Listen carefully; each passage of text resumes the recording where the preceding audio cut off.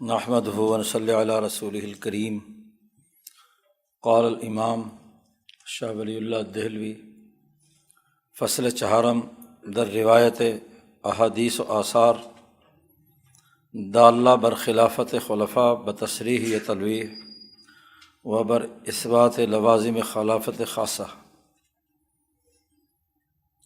یہ ازالۃ الخفا کی چوتھی فصل ہے۔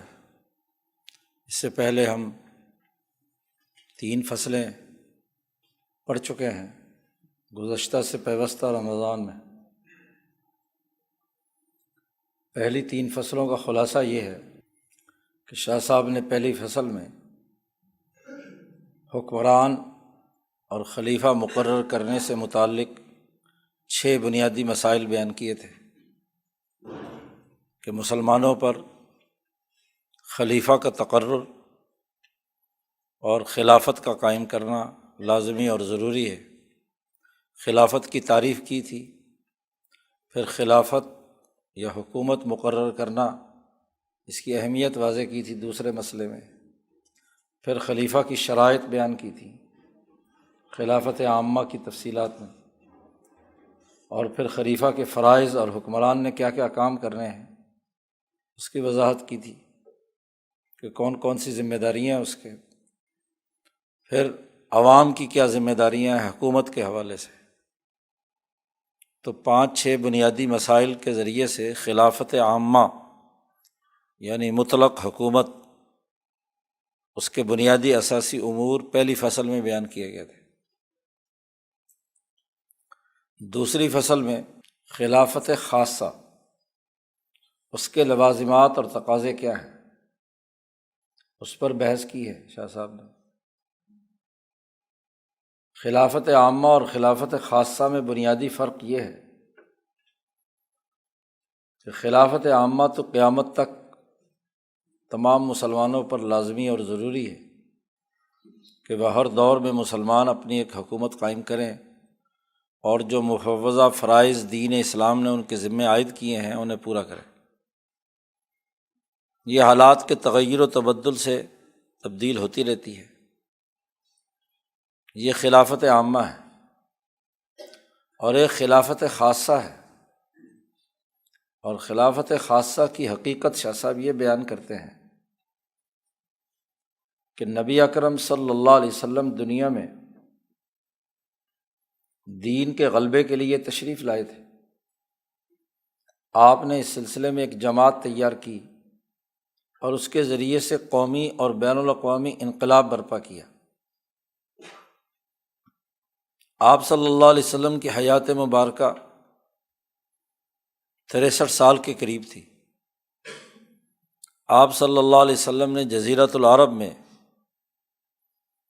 تو دین اسلام مکمل طور پر غالب کر دیا، ایک جماعت بھی تیار کر دی،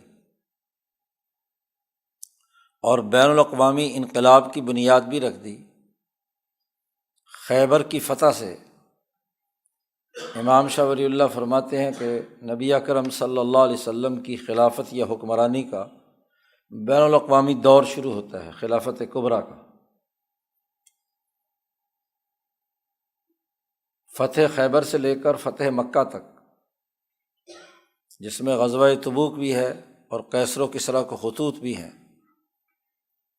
یہ تمام کا تمام دور نبی اکرم صلی اللہ علیہ وسلم کی خلافت کبریٰ کا ہے، بین الاقوامی انقلاب کا ہے۔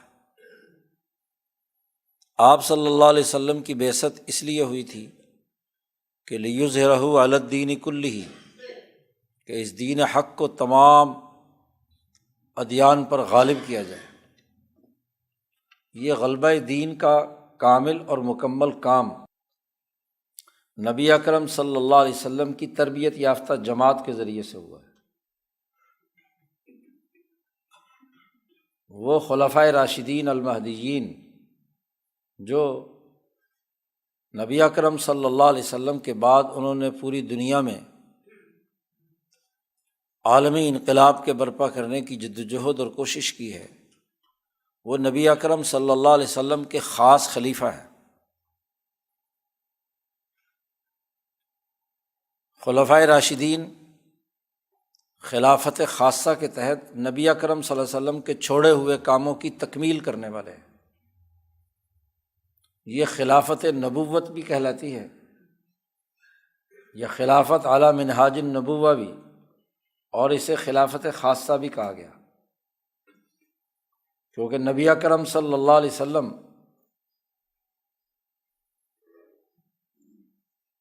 پوری دنیا میں عالمی انقلاب برپا کرنے کے لیے آئے ہیں، اور جب دنیا سے تشریف لے گئے تھے تو پوری دنیا میں دین غالب نہیں ہوا تھا۔ نبی اکرم صلی اللہ علیہ وسلم کے بعد آپ کی تربیت یافتہ جماعت، جو دراصل تمام اقوام عالم کی طرف مبعوث تھے، انہوں نے یہ کام کیا ہے۔ تو نبی اکرم صلی اللہ علیہ وسلم کے چھوڑے ہوئے کاموں کی تکمیل خلافت خاصہ کے زمانے میں ہوئی ہے، اور یہ 4 خلفاء ہیں، خلفائے راشدین۔ یہ مخصوص خلافت ہے، اور یہ مخصوص خلافت نصوص قطعیہ سے ثابت ہے۔ اصل دعویٰ شاہ صاحب کا یہ ہے کہ ان کا اپنی اسی ترتیب کے ساتھ خلیفہ مقرر ہونا، یہ نبی اکرم صلی اللہ علیہ وسلم کی تعلیمات کی تکمیل کے لوازمات میں سے ہے، اور یہ آیات و احادیث سے ان کی خلافت نصی طور پر ثابت ہے، اس کا انکار نہیں کیا جا سکتا۔ باقی خلفاء بعد کے، ان کے بارے میں رائے کا اختلاف ہو سکتا ہے، قیامت تک 2 4 5 گروہ بھی ہو سکتے ہیں، لیکن پابندی انہوں نے بھی اس حکمران کی بات کی کرنی ہے، اختلاف رائے کے باوجود، تاکہ مسلمانوں کی اجتماعیت برقرار رہے۔ لیکن یہ 4 خلفائے راشدین جو ہیں، ان کا اثبات نصوص قطعیہ سے، یعنی قرآن اور حدیث سے ثابت شدہ ہے، ان کا انکار کرنا درست نہیں ہے۔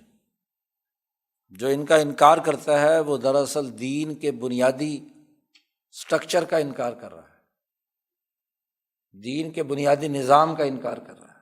تو خلافت خاصہ کے کیا لوازمات ہیں، اس کی کیا خصوصیات ہیں، دوسری فصل میں شاہ صاحب نے وہ بیان کی، اور یہ بات واضح کی کہ یہ نبی اکرم صلی اللہ علیہ وسلم کے مخصوص اور خاص خلیفے، جو آپ صلی اللہ علیہ وسلم کے سچے جانشین تھے، وہ یہ 4 ہی تھے۔ سب سے پہلے ابو بکر صدیق، پھر عمر فاروق، پھر عثمان غنی، اور پھر علی المرتضیٰ۔ خلافت خاصہ ان 4 میں بند ہے۔ ان کے بارے میں جو بنیادی حقائق اور لوازمات ہیں وہ دوسری فصل میں بیان کیے ہیں۔ پھر شاہ صاحب نے ایک تیسری فصل قائم کی تھی، جس میں 10 آیات سے اس حقیقت کو واضح کیا تھا کہ قرآن حکیم نے اپنے احکامات کے ذریعے سے ان آیات کی تفسیر کی روشنی میں یہ بات ثابت ہوتی ہے کہ یہ خلافت خاصہ کے جو اہل لوگ خلفائے راشدین ہیں، یہ اسی ترتیب کے ساتھ ہیں، اور ان کو ماننا اور تسلیم کرنا یہ آیات قرآنیہ کی پابندی کرنا ہے، اور ان کا انکار کرنا ان آیات کا انکار کرنا ہے۔ اور منکر قرآن جو ہے وہ دین اسلام کی تعلیمات کا پابند نہیں ہے، اس کے اختلاف کرنے والا ہے، مبتدع ہے، ضال ہے، مضل ہے۔ آیات کے ذریعے سے ان 4 خلفائے راشدین کی خلافت کی حقانیت ثابت کی گئی تھی تیسری فصل میں۔ اب یہ چوتھی فصل قائم کی ہے، جو بہت لمبی اور طویل ہے۔ اس چوتھی فصل میں شاہ صاحب نے وہ احادیث اور آثار جمع کیے ہیں جو اس بات پر دلالت کرتے ہیں کہ یہ جو 4 خلفاء ہیں، ان کی خلافت ثابت شدہ ہے، یا تو ان احادیث میں صراحتاً واضح طور پر ذکر ہے، یا کم از کم اس کے اشارات موجود ہیں، تلویحات موجود ہیں۔ استدلال میں ایک اہم ترین استدلال اشارۃ النص ہے، تو نصوص کے اشارے سے اور اس کی تلویحات اور ایماءات اور فحاوہ سے ان کا لازمی تقاضا یہ ہے کہ ان چاروں خلفائے راشدین کی خلافت کو تسلیم کیا جائے۔ ایک تو خلفاء کی خلافت ان احادیث سے ثابت ہے، اور دوسری بات شاہ صاحب نے کہی کہ خلافت خاصہ کے جو لوازمات ہم نے پیچھے دوسری فصل میں بیان کیے ہیں ان کا اثبات بھی ہوتا ہے، یعنی صرف خلفاء کی خلافت ہی ثابت نہیں بلکہ ان کے جو لوازمات اور خصوصیات ہیں وہ بھی ان احادیث سے ثابت ہیں۔ شاہ صاحب نے یہاں اس فصل میں ایک انوکھا انداز اختیار کیا ہے جو اس سے پہلے شاہ صاحب سے پہلے کسی نے اس طریقے سے ترتیب کے ساتھ اسے بیان نہیں کیا۔ شاہ صاحب ان احادیث کو بیان کرنے سے پہلے شاہ صاحب نے ایک مقدمہ قائم کیا ہے، اور اس مقدمے میں اپنے اس ترتیب اور کام کی نوعیت واضح کی ہے۔ اس لیے شاہ صاحب آغاز کرتے ہیں، پیش از آں کے شروع در مقصود کنیم، اس سے پہلے کہ ہم اصل مقصد پر گفتگو شروع کریں، یعنی احادیث بیان کرنا شروع کریں، یہ بات لازمی اور ضروری ہے، باید دانست، اچھی طرح یہ بات سمجھ لینی چاہیے کہ علماء در اثبات خلافت خلفاء تصانیف ساختہ اند، کہ بہت سے علماء نے خلفائے راشدین کی خلافت کو ثابت کرنے کے لیے بہت کتابیں لکھی ہیں، بے شمار کتابیں ہیں شاہ صاحب سے پہلے خلفائے راشدین کی خلافت کو ثابت کرنے کے لیے۔ اور یہ بات بھی واضح ہے کہ ہر ایک عالم نے اللہ نے جو کچھ اسے توفیق دی اس کے مطابق اس گفتگو کو بیان کیا ہے۔ خلفائے راشدین کی خلافت کو ثابت کرنے کے لیے ہر ایک نے اپنے اپنے انداز میں قلم اٹھایا ہے، گفتگو کی ہے، اسے بیان کیا ہے۔ شاہ صاحب کہتے ہیں فقیر کثیر التقصیر، بہت سی کوتاہیوں کو رکھنے والا یہ فقیر، یعنی شاہ صاحب اپنی بات کر رہے ہیں۔ راچا چنا بخاطر میں رسید، میرے دل میں میرے خیال میں یہ بات آئی کہ میں ایک نئی ترتیب کے ساتھ احادیث کو جمع کر کے خلفاء کی خلافت کو واضح کروں۔ سب سے پہلے تو میں یہ کروں کہ اس باب سے متعلق جتنی بھی احادیث ہیں ان میں مسانید کو جمع کروں، مسند روایت صحابہ کی ان کو جمع کروں، اس کے مطابق اس پورے باب میں ان خلفائے راشدین کی حقانیت کو ثابت کرنے کے لیے مسند کی ترتیب پر یہ باب یا فصل مرتب کروں۔ احادیث کی کتابوں کی کئی قسمیں ہیں۔ مسند ان احادیث کی کتابوں کو کہا جاتا ہے کہ جن میں ایک ایک صحابی کی روایات ایک جگہ جمع کی جاتی ہیں، مسائل یا احکامات کے عنوان کے تحت روایات نہیں لائی جاتی۔ سنن وہ کتابیں حدیث میں ہیں اصطلاحی طور پر، جیسے سیاہ ستہ ہے کہ وہاں مسائل کا عنوان قائم کیا جاتا ہے، مثلاً وحی کا امام بخاری نے باب قائم کیا اور وحی سے متعلق جو احادیث تھی وہ جمع کر دی۔ کتاب الایمان کا عنوان قائم کیا اور ایمانیات سے متعلق کسی بھی صحابی کی کوئی بھی روایت تھی وہ جمع کر دی۔ کتاب الطہارت کا عنوان قائم کیا تو وضو اور غسل سے متعلق مسائل اور اس پر جس کی روایت بھی تھی وہ سب جمع کر دی۔ تو فقہی ترتیب کے ساتھ جو کتابیں ہوتی ہیں انہیں اصطلاح محدثین میں سنن کہا جاتا ہے، جیسے سیاستہ ہیں، بخاری، مسلم، ترمذی، ابو داؤد وغیرہ۔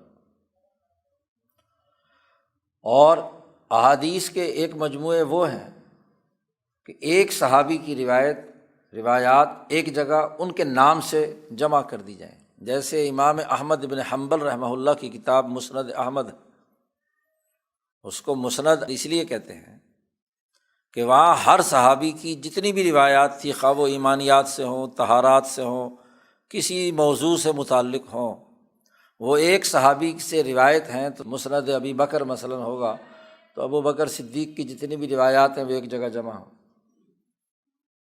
مسند عمر میں عمر فاروق کی، تو ان کتابوں کو مسانید کہا جاتا ہے۔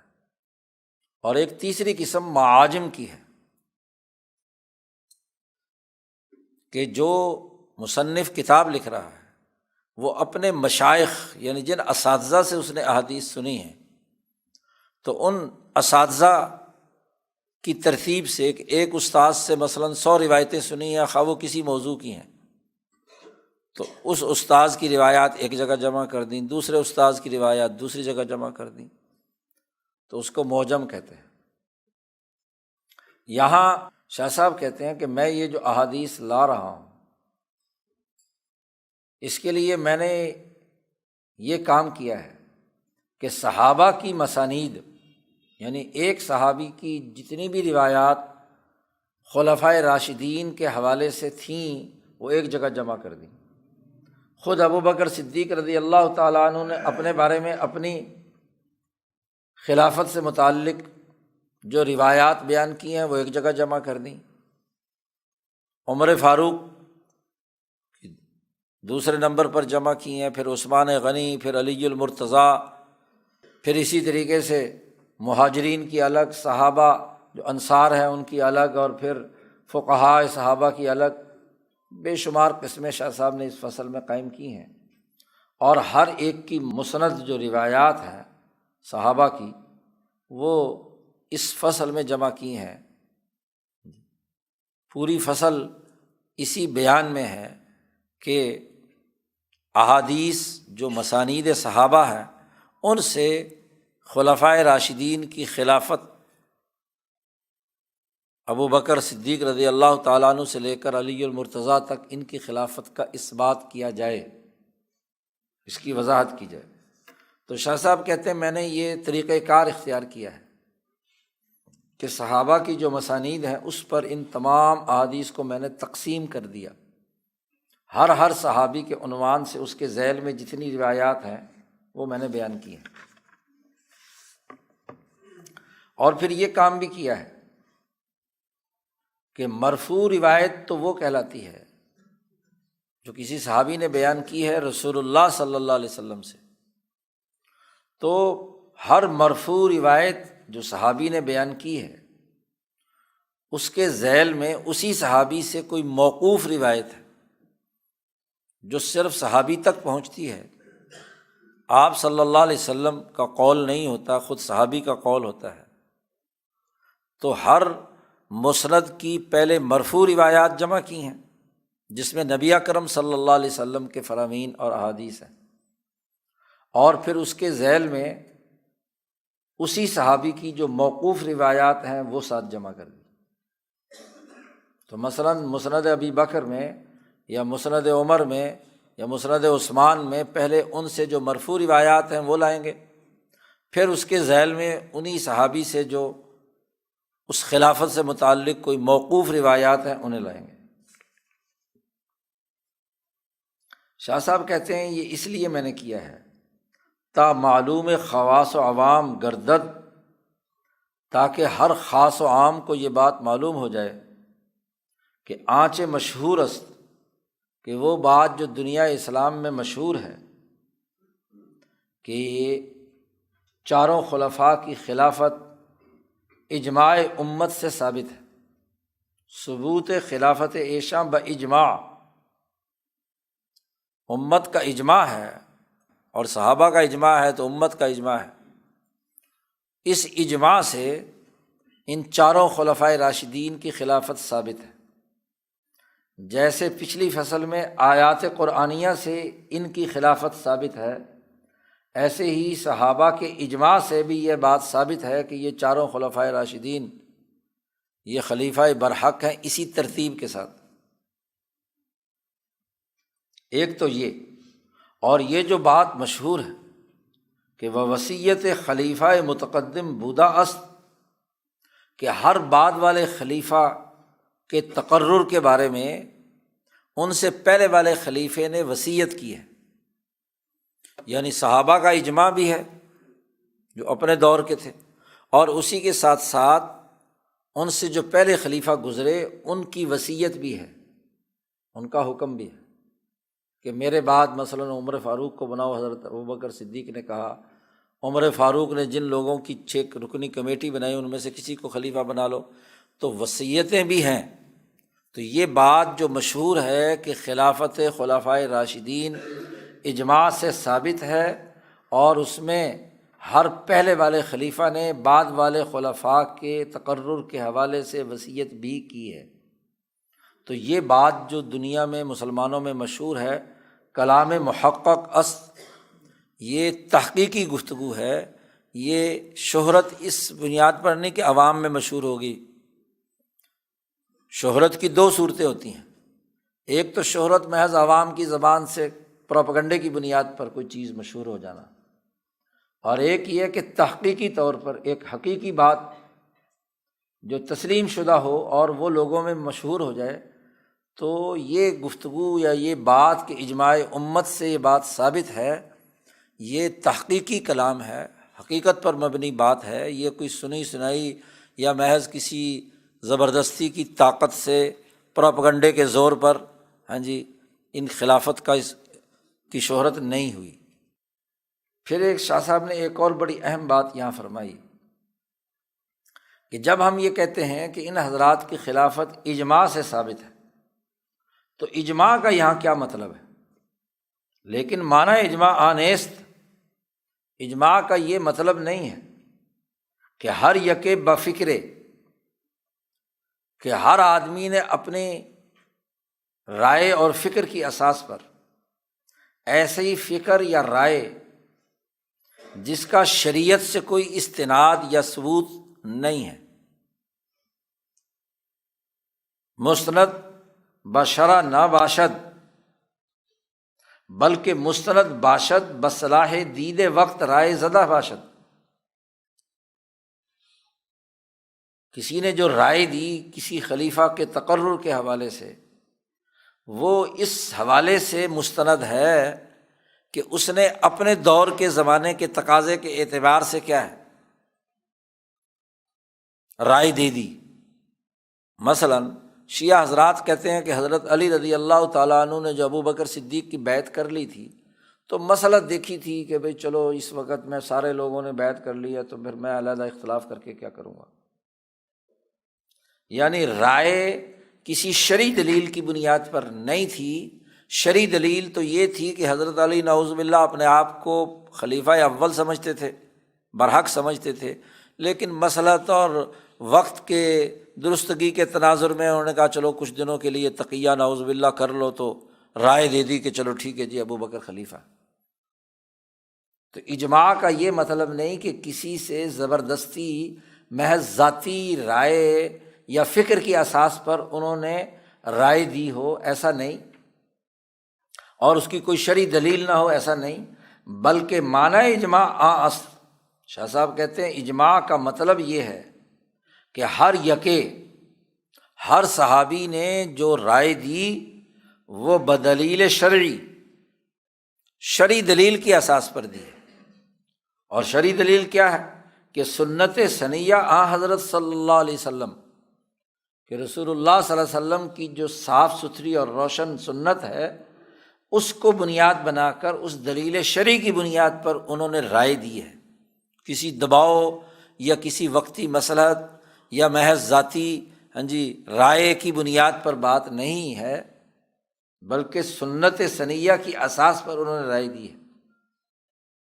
برخلافت عائشہ استنباط نمودہ کہ انہوں نے رسول اللہ صلی اللہ علیہ وسلم کی کسی حدیث سے، آپ صلی اللہ علیہ وسلم کی سنت سنیہ سے استنباط کر کے، وہاں سے اخذ کر کے وہ رائے دی ہے۔ محض ذاتی اور انفرادی رائے ہی نہیں، بلکہ اس رائے کو انہوں نے کسی نہ کسی آیت یا کسی نہ کسی رسول اللہ صلی اللہ علیہ وسلم کی حدیث سے استنباط کر کے، اخذ کر کے پھر رائے صحابی نے دی ہے۔ انہوں نے جو رائے لی یا استنباط کیا، یا تو کیا تصریحات حضرت صلی اللہ علیہ وسلم تارتاً، کہ رسول اللہ صلی اللہ علیہ وسلم نے صراحت سے یہ بات کہہ دی تھی کہ یہ لوگ خلیفہ مثلاً ہوں گے جی، یا تو اس سے انہوں نے استنباط کیا ہے۔ وتلویحات حضرت صلی اللہ علیہ وسلم اخری، یا آپ صلی اللہ علیہ وسلم کے فرمودات کے جو اشارے ہیں، اس سے جو چیز آشکارا ہوتی ہے، تو اس کو مجموعی طور پر سامنے رکھ کر صحابی نے رائے دی ہے۔ یہ اجماع کوئی زبردستی یا ڈنڈے یا تقیہ کی بنیاد پر نہیں، بلکہ ہر ایک نے شرعی دلیل سے استنباط کر کے رائے دی ہے، اور اس رائے کی اساس پر وہ خلیفہ راشد ان کی خلافت کا تقرر اور تعین ہوا ہے۔ تاکہ ہر یکے بملاحظہ دلیل مکلف شد بقبول خلافت عائشہ، جب آپ صلی اللہ علیہ وسلم کی تصریحات یا تلویحات آئیں اور اس سے انہوں نے وہ مسئلہ ان کی خلافت کا مستنبط کیا،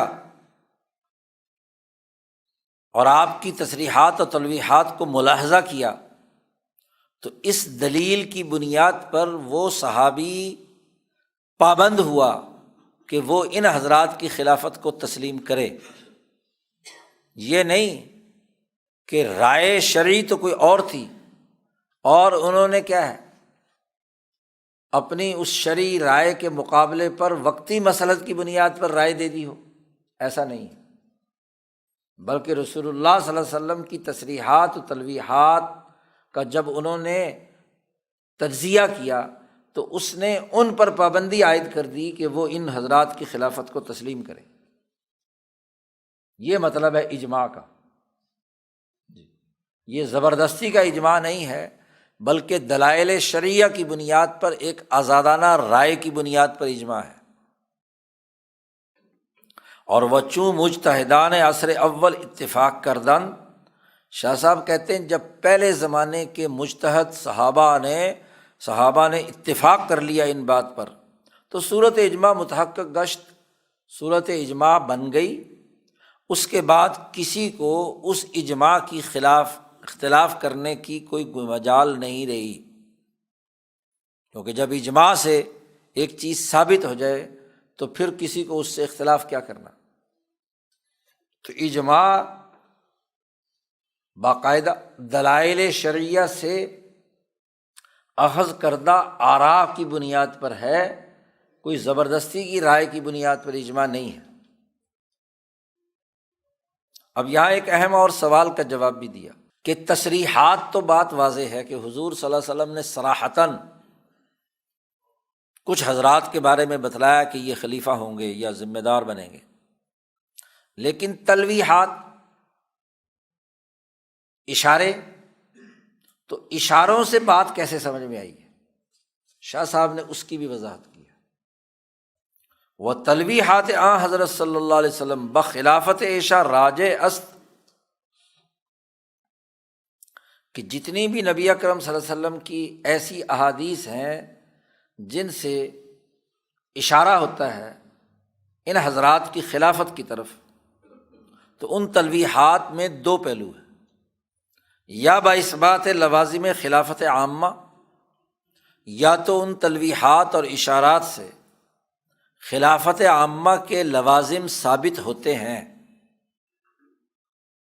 اور وہ چونکہ نام لے کر حضور صلی اللہ علیہ وسلم نے فرمائے کہ فلاں صحابی یہ کام کریں گے، وہ کام تو خلافت خاصہ کا نہیں ہے خلافت عامہ کا کام، لیکن جب شخصیت متعین کر دی تو اس سے ان کا خلیفہ ہونا ثابت ہو گیا۔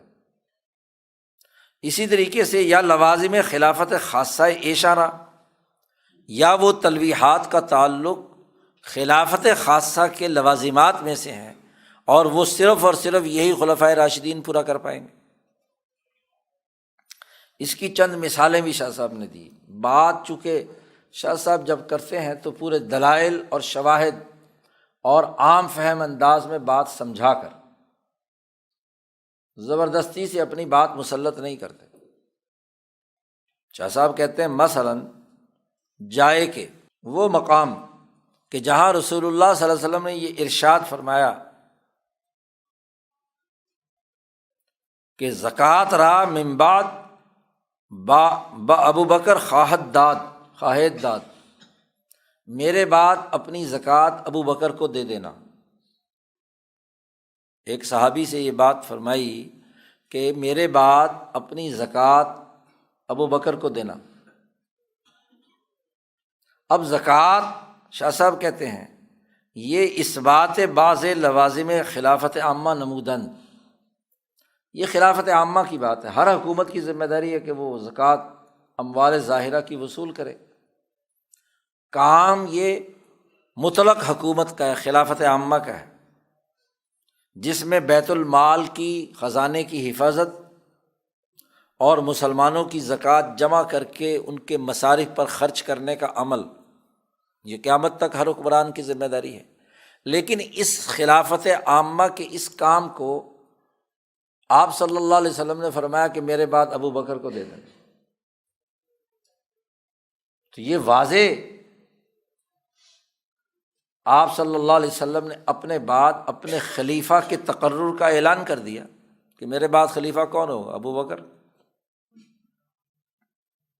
یا جیسے کہ ایک جگہ پر آپ صلی اللہ علیہ وسلم نے فرمایا کہ ابو بکر رضی اللہ تعالیٰ عنہ صدیق ہے اور عمر فاروق شہید ہے، نام لے کر ایک کو صدیق کہا اور ایک کو شہید کہا۔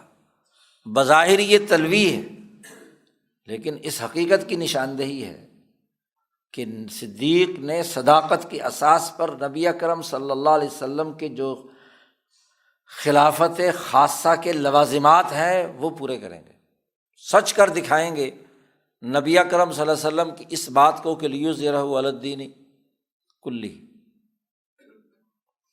یا اسی طرح ایک تیسری مثال دی کہ رسول اللہ صلی اللہ علیہ وسلم نے فرمایا کہ ان حضرات کے درجات بہشت میں بہت اعلیٰ درجات میں ہوں گے۔ یا یہ فرمایا کہ اشارہ بشارت بہشت دادن، یا ان کے بارے میں جنت کی بشارت دی تھی، لا سیما چوں بترتیب خلافت باشد، جنت میں جانے کے حوالے سے بھی اسی ترتیب خلافت کے مطابق آپ نے اشارہ فرمایا۔ تو اب یہ بات واضح طور پر نبی اکرم صلی اللہ علیہ وسلم کی ان خلفائے راشدین کی خلافت پر دلالت کرتی ہے۔ یا آپ صلی اللہ علیہ وسلم نے یہ فرمایا کہ بہترین امت ایشا ان، کہ یہ جو ابو بکر و عمر و عثمان ہیں یہ اس امت کے بہترین لوگوں میں سے ہیں۔ تو بہترین کس حوالے سے؟ سیاست سب سے اہم ترین کام ہے، خلافت آپ کی ذمہ داریوں میں سے دین کے غلبے کی، تو بہترین سے مراد خلافت ہی کی ذمہ داری ہے نا، کہ خلافت کے لیے سب سے بہترین یہ ہے۔ شاہ صاحب کہتے ہیں وعلی ھذا القیاس، اسی طرح اور بہت ساری مثالیں دی جا سکتی ہیں کہ جس میں ان خلفائے راشدین کے لیے خلافت خاصہ کے جو لوازمات ہیں وہ ثابت ہوتے ہیں۔ آپ نے بیان فرمائے ای ہما تلوی است بخلافت راشدہ ایشا، یہ اشارہ ہے دراصل ان حضرات کی خلافت کے حوالے سے، تلویحات ہیں۔ تو لازم و ملزوم کا تو ایک قاعدہ ہے منطق اور فلسفے میں، شاہ صاحب نے ان کا پورا اعتراض نقل کیا ہے اور پھر اس کا جواب دیا ہے۔ شاہ صاحب کہتے ہیں وہ کتاب پڑھنے والے، اگر بخاطر تو تردد میں گزرت، اگر تیرے دل میں شک و شبہ گزرے میری اس بات سے، اور وہ شک شبہ کیا ہو سکتا ہے کہ دلالت لازم مساوی بر وجود ملزوم مسلم است۔ منطق میں لازم و ملزوم کی جو بحث کی جاتی ہے اس میں لازم و ملزوم کی دو قسمیں ہیں، ایک لازم مساوی کہلاتا ہے اور ایک لازم عام کہلاتا ہے۔ لازم مساوی یہ ہوتا ہے کہ ایک چیز کو دیکھ کر دوسری چیز کا لازمی تصور آ جائے، یعنی کوئی چیز کسی شے کے ساتھ ایسے لازم اور خصوصی تعلق رکھتی ہو کہ ایک کو دیکھو تو دوسرا معلوم ہو جائے، دوسرے پر دلالت اس کی ہو جائے، دوسرے کو دیکھو تو پہلے کا پتہ چل جائے۔ یہ لازم مساوی کہلاتا ہے کہ دونوں کے درمیان، لازم و ملزوم کے درمیان مساوات پائی جاتی ہے، برابری پائی جاتی ہے۔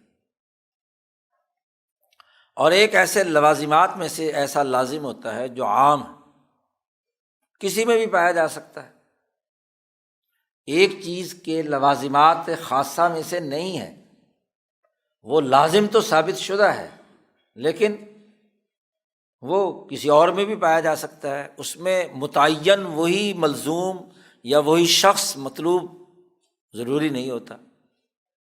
تو ان دو قسموں کے اعتبار سے، یعنی ملزوم کے بغیر بھی وہ لازم پایا جائے۔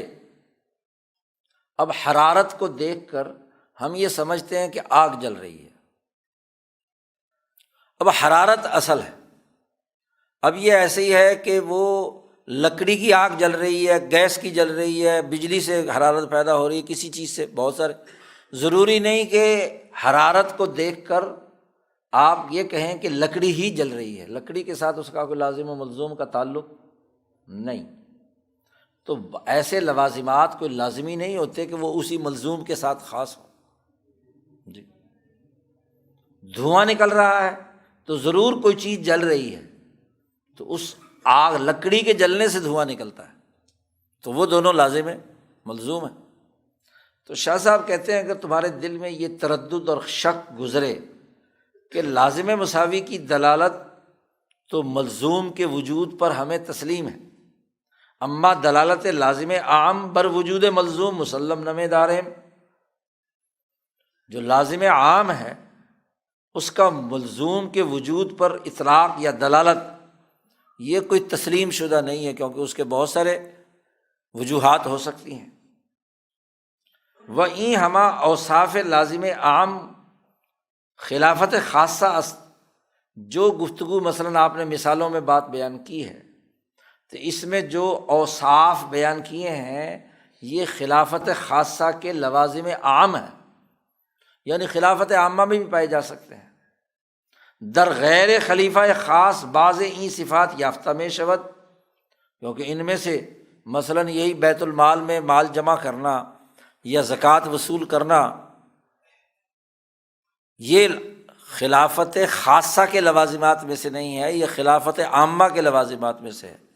تو گویا کہ ابو بکر صدیق کا اگر نام لے بھی دیا تو بالفرض وہ خلیفہ عام ہے، ان کا خلیفہ خاص ہونا کیسے ثابت ہوا؟ یہ ہے اصل سوال۔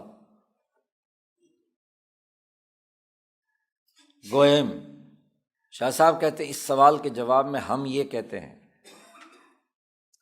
کہ یہ جو جملہ یہ تعریض ہے، تعریض علم البیان کی ایک اصطلاح ہے۔ ایک ہوتا ہے بیان میں صراحتاً گفتگو کرنا صریح، اور ایک ہوتی ہے کنایا، اور کنائے کی پھر آگے اقسام ہیں، ان میں سے تعریض بھی ایک قسم ہے۔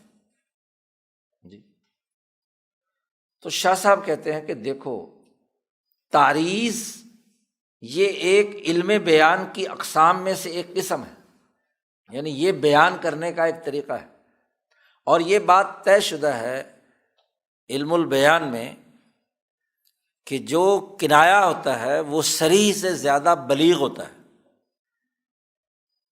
الکنایۃ ابلغ من الصریح، اصول اور ضابطہ یہ ہے۔ تو یہ تعریض جو ہے یہ علم بیان کی قسموں میں سے ایک قسم ہے۔ تفہیم و تفہم بآ حاصل میں شود، بات کا سمجھنا سمجھانا تعریض کے ذریعے سے حاصل ہو گیا ہے، اس کے ذریعے سے بات سمجھی گئی تو تعریض کی گئی ہے۔ ابو بکر صدیق کا نام لے کر یہ جملے فرمائے ہیں تو یہ تعریض ہے، اور جب تعریض ہے تو تعریض علم بیان کی ایک قسم ہے اور اس سے تفہیم و تفاہم کیا جا سکتا ہے۔ اس پر شاہ صاحب نے ایک بڑی اہم دلیل دی تعریض کے حوالے سے۔ امام مالک رحمۃ اللہ علیہ نے موطا میں حضرت عمرہ بنت عبد الرحمن سے یہ روایت بیان کی ہے کہ عمر فاروق کی خلافت کے زمانے میں دو آدمیوں میں آپس میں جھگڑا ہوا اور گالی گلوچ شروع ہو گئی۔ استبا فی زمان عمر بن خطاب رضی اللہ عنہ، ان کے زمانے میں آپس میں لڑ رہے ہیں، ایک دوسرے کو برا بلا گالیاں دے رہے ہیں، جو بھی جس کے منہ میں آ رہا ہے انٹ شنٹ دوسرے کو بول رہا ہے۔ اب ایک آدمی نے دوسرے آدمی سے اسی گالی گلوچ کے عالم میں یہ بات کہی کہ واللہ ما ابی بزان ولا امی بزانیۃ، اللہ کی قسم میرا باپ زانی نہیں تھا اور نہ میری ماں زانی تھی۔ یہ جملہ اس نے بولا۔ اب یہ دونوں کا جھگڑا عمر فاروق کی عدالت میں پیش ہو گیا۔ اس نے کہا، دوسرے بندے نے، کہ اس نے مجھے میرے ماں باپ کو گالی دی ہے کہ میرے ماں باپ زانی تھے۔ اس نے کہا میں نے تو یہ جملہ کہا ہے کہ ما ابی بزان ولا امی بزانیۃ۔ تو حضرت عمر نے اپنی مجلس شورا بلا لی صحابہ کی، فاستشار فی ذلک عمر بن خطاب۔ جو مجلس شورا جلیل القدر صحابہ کی تھی، جن میں علی بھی ہیں، عثمان بھی ہیں، بڑے بڑے جلیل القدر فقہائے صحابہ موجود ہیں۔ فقال قائل، تو کہنے والے نے کہا، ایک نے رائے دی کہ اس نے تو اپنے باپ کی اور ماں کی تعریف کی ہے کہ انہوں نے کبھی زنا نہیں کیا، لیکن باقی ساری مجلس شورا نے کہا، وقال آخرون قد کان لابیہ و امہ مدح غیر ھذا۔ یہ دراصل اس موقع پر جو اس نے یہ جملہ بولا ہے اپنے ماں باپ کی صفائی میں، یہ اس نے دراصل اس کے ماں باپ کے اوپر الزام لگایا ہے، تعریض کی ہے کہ یعنی تیرے ماں باپ تو زانی تھے اور میرے ماں باپ زانی نہیں ہیں، اس کو کوڑے لگنے چاہیے۔ ان کی رائے دی کہ اس کے اوپر حد جاری ہونی چاہیے، اس نے تہمت لگائی ہے، قذف کی ہے۔ تو حضرت عمر نے اس کو 80 کوڑے لگوائے۔ اب یہاں بظاہر قانونی طور پر جملے میں کوئی بات نہیں ہے کہ اس نے دوسرے پر کوئی الزام لگایا ہو، لیکن جو محاورہ بات چیت اور گفتگو چل رہی ہے اس میں صحابہ کی مجلس مشاورت نے اس تعریض کو تصریح سے زیادہ تصریح کے طور پر قبول کیا اور اس کی بنیاد پر حد جاری ہوئی۔ تو تعریض تو صریح سے زیادہ کیا ہے، اثر انداز ہوتی ہے، پیغام منتقل کر دیا اس نے اس کو۔ تو تفہم و تفہیم تعریض کے ذریعے سے تو سب سے زیادہ ہوتا ہے، شاہ صاحب کہتے ہیں۔ تو یہ کہنا کہ محض تعریض کی بنیاد پر ہم اس کو کیسے لوازم خاصہ میں مان لیں، تو یہ بات درست نہیں ہے۔ اسی لیے شاہ صاحب کہتے ہیں پس تعریض جلی ملحق بصری است، جو تعریض واضح طور پر ہو، جلی ہو۔ ایک تعریض وہ ہے جو خفی ہے کہ ادھر ادھر سے علاقے تلاش کر کے، قرائن تلاش کر کے آپ توڑ مروڑ کر بات تک پہنچیں، اور ایک یہ کہ تعریض بالکل واضح سب کے سامنے ہے، کیونکہ تعریض میں قرائن شواہد سامنے آتے ہیں۔ تو جہاں تعریض جلی ہے تو وہ تو کیا ہے، صریح کے معنی میں ہی ہے، جیسا کہ یہاں اس کو صریح سمجھا گیا حضرت عمر فاروق کی پوری مجلس شورا نے، اور اس آدمی کو سزا دی گئی۔ پھر شاہ صاحب نے اس پر بڑی تحقیق بھی پیش کی، وہ تحقیق در تعریض اصل، تعریض کے حوالے سے تحقیقی بات یہ ہے کہ دلالت نمے کند بمحض لفظ، تعریض کے اندر محض لفظ کی بنیاد پر دلالت نہیں ہوتی، لیکن دلالت میں کند بمساعدت قرائن، کہ گرد و پیش کے جو قرائن ہیں، منظرنامہ ہے، ان قرائن کی بنیاد پر تعریض کی دلالت ہوتی ہے، الفاظ سے نہیں ہوتی۔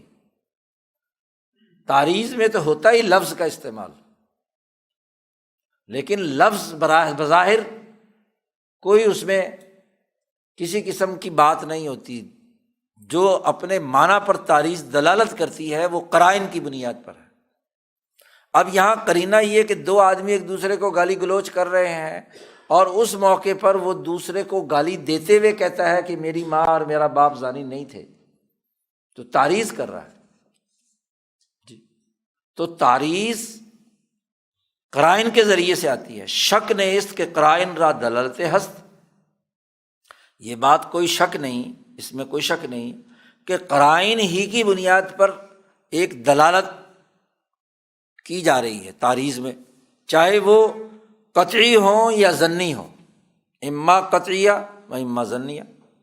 مثلاً دلالت دخان بر وجود نار، باہر دھواں اٹھتا ہوا نظر آ رہا ہے آپ کو، تو اس بات کی علامت ہے کہ نیچے آگ جل رہی ہے، لکڑی جل رہی ہے۔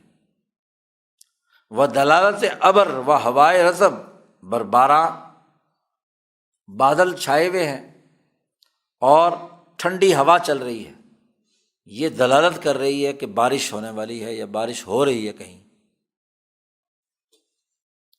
شاہ صاحب کہتے ہیں اسی طریقے سے وہ ہم چنی لفظ را نیز دلالت ہست بر معنی منطوق خود، اسی طرح لفظ بھی اپنے ان معنی کے لیے معنی پر دلالت کرتا ہے جس کے لیے وہ کلام چلائی گئی ہے، جس مقصد سے وہ گفتگو کی جا رہی ہے۔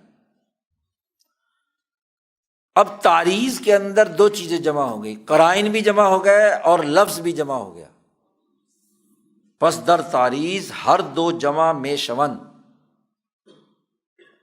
جب یہ کہا کہ ابو بکر کو میرے بعد زکوٰۃ دے دینا، تو لفظ بھی وضاحت کر رہے ہیں اور قرائن بھی بتلا رہے ہیں، تو دونوں چیزیں جمع ہو گئی۔ صریح میں تو صرف لفظ اس نے اپنے معنی کا اطلاق کیا، یہاں تو قرائن بھی ساتھ ہیں، تعریض ہے، اور ادھر سے کیا ہے، الفاظ بھی ہیں۔ ابہام بعض را بعض دیگر منجبر میں گرداند، اگر ایک لفظ کی واضح طور پر اطلاق کرنے میں کوئی ابہام تھا تو وہ قرائن نے دور کر دیا، اور قرائن میں اگر کوئی ابہام تھا تو وہ لفظ نے دور کر دیا۔ اس لیے یہ بات کہنا لوازمات کے حوالے سے، یہ بات کہنا درست نہیں ہے۔ وہم چنی، شاہ صاحب کہتے ہیں میرے نزدیک تو تحقیق کے نزدیک فقیر کے نزدیک تو تحقیق یہ ہے کہ جتنے بھی ایماعات ہیں اور جتنے بھی فحاوہ ہیں ان میں بھی ان باتوں کو پیش نظر رکھا گیا ہے۔ امام شاہ ولی اللہ نے حجت اللہ میں 10 وہ اقسام بیان کی ہیں جو کسی کلام سے معنی مستنبط کرنے، احکامات مستنبط کرنے کے حوالے سے اصول بیان کیے ہیں کہ ان سے اخذ کیا جا سکتا، ان میں الایما بھی ہے۔ ایما کی وہاں شاہ صاحب نے تعریف کی ہے کہ کسی مقصود کو ادا کرنا ایسی عبارت سے کہ جن میں اعتبارات کا لحاظ کیا گیا ہو، کسی چیز کو کسی اعتبار سے ایک حکم کو متعین کیا گیا، مقصود پورا کیا گیا۔ مثلاً شاہ صاحب نے وہاں کہا کہ کسی جملے کو کسی وصف یا کسی شرط کے ساتھ مقید کر دیا، تو اب اس کا مطلب یہ ہے کہ جہاں جہاں شرط پائی جائے گی وہاں وہ حکم جاری ہوگا، جہاں جہاں شرط نہیں پائی جائے گی وہاں وہاں وہ حکم، یا جہاں جہاں وہ وصف پایا جائے گا وہاں وہاں وہ حکم ہوگا، جہاں وہ وصف نہیں ہے وہاں نہیں۔ اس کو ایما کہتے ہیں۔ اسی طریقے سے فحوا کی وہاں تعریف کی ہے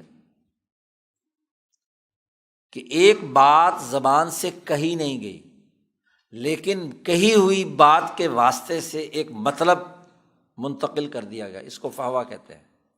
اس کی مثال دی ہے شاہ صاحب نے وہاں، جیسے قرآن حکیم میں کہا ہے کہ اپنے والدین کو اف بھی نہ کرو، فلا تقل لہما اف۔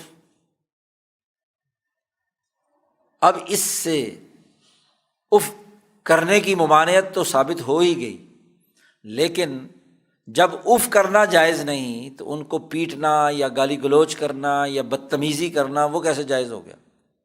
تو فحوائے کلام سے یہ ثابت ہوا کہ ماں باپ کو اف کے بعد کوئی اور ایسی تکلیف دینے والی چیز کرنا بھی حرام ہے، ممنوع ہے، وہ بھی نہیں کی جا سکتی۔ یہ فحوائے کلام سے ثابت ہوا۔ تو شاہ صاحب کہتے ہیں کہ فقیر کے نزدیک تو ایماعات اور فحوا وغیرہ ہمیں اس کے دلالت لفظ فقط نیست، کہ وہاں لفظ کی دلالت فقط نہیں ہو رہی بلکہ لفظ مع قرائن، جیسا کہ تعریض کے اندر لفظ مع قرائن ہے، ایسے ہی جتنے ایماعات اور فحوا ہیں ان میں بھی لفظ کے ساتھ ساتھ اس لفظ سے جو نتائج یا حکم ثابت ہو رہا ہے اس کے قرائن بھی ہیں۔ وہاں قرائن، اور یہ قرینے کبھی خفیہ ہوتے ہیں اور کبھی واضح ہوتے ہیں، کبھی بالکل واضح طور پر قرائن نظر آ رہے ہوتے ہیں یا مخفی ہوتے ہیں تو ان کو تلاش کرنا پڑتا ہے۔ بہرحال ان تمام معاملات میں شاہ صاحب کہتے ہیں کہ جو عام منطقیوں کا طریقہ کار ہے یا متکلمین کا یا علم بیان کے متعمقین کا، وہ نہیں، بلکہ یہاں اصول اور ضابطہ یہ کہ میزان در استنباط معانی از مثل این دلائل فہم اہل لسان است۔ معیار اس طرح کے معانی کو اخذ کرنے کے حوالے سے، جو اس طرح کے دلائل سے اخذ کرنا ہے، وہ اہل زبان کا فہم کیا ہے، انہوں نے کیا سمجھا۔ قدرتی طور پر جن کی زبان ہے انہوں نے اس سے کیا مطلب سمجھا ہے، وہ معیار ہوگا۔ علمی، منطقی، صرفی، نحوی اور کلامی گفتگو کی بنیاد پر جہاں ذہن بلا وجہ تیز ہو جاتا ہے اور وہاں طرح طرح کی مشگافیاں نکالی جاتی ہیں، ان کی بات نہیں۔ در مثل این حالت، لہذا اسی لیے مفہوم وصف کی ایک بحث ہے فقہائے حنفیہ اور شافعیہ کے درمیان اختلاف کی صورت میں، تو مفہوم وصف امام شافعی کے نزدیک جو اخذ و استنباط کرنے والوں کے سربراہ اور اول آدمی ہیں، رئیس مستنبطہ و رأس مستنبطہ، موقوف آمد بر شروط، کسی وصف کا جو مفہوم یا اس سے مفہوم مخالف تب ہوگا کہ جب چند شرائط سامنے ہوں، کیونکہ اہل لسان ہے تو اہل لسان ہونے کی بنیاد پر جب تک وہ شرائط اور قرائن موجود نہ ہو تو وصف کے مفہوم کو محض عقلی، منطقی یا کسی کلامی بحث کی بنیاد پر اسے اخذ کرنا یہ درست نہیں ہے۔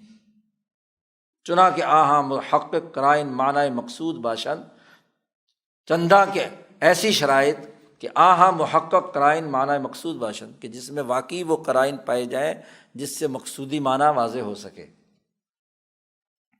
شاہ صاحب کہتے ہیں وچوں حال بر این منوال است، جب معاملہ اس پہلو سے غور و فکر کرنے کا ہے تو لازم عام کا وجود دلالت کرتا ہے ملزوم اخص پر۔ اس کو دلالت کو بعید از قیاس سمجھنا یا اس کو اجنبی سمجھ کر انکار کرنا یہ درست نہیں ہے۔ تو صحابہ کا اجماع تصریحات نبوی یا تلویحات نبوی سے اخذ کردہ استنباط کے دلائل کی بنیاد پر انہوں نے رائے دی ہے، اور اس اجماع سے ان چاروں خلفائے راشدین کی خلافت ثابت شدہ ہے۔ یہ پہلے مقدمہ بیان کیا ہے، اور پھر اس مقدمے کے بعد شاہ صاحب کہتے ہیں چوں این مقدمہ ممہد شد، جب یہ مقدمہ اچھی طرح تم نے سمجھ لیا، خوض در مقصود نمائم، اب ہم اصل مقصد یعنی احادیث کو یہاں پیش کر رہے ہیں، اس میں غور و فکر کرنا ضروری ہے، توجہ، خوض چاہیے، توجہ چاہیے۔ سب سے پہلے شاہ صاحب خود حضرت ابو بکر صدیق رضی اللہ تعالیٰ عنہ کی مسانید لائے ہیں، مسند ابی بکر صدیق رضی اللہ عنہ۔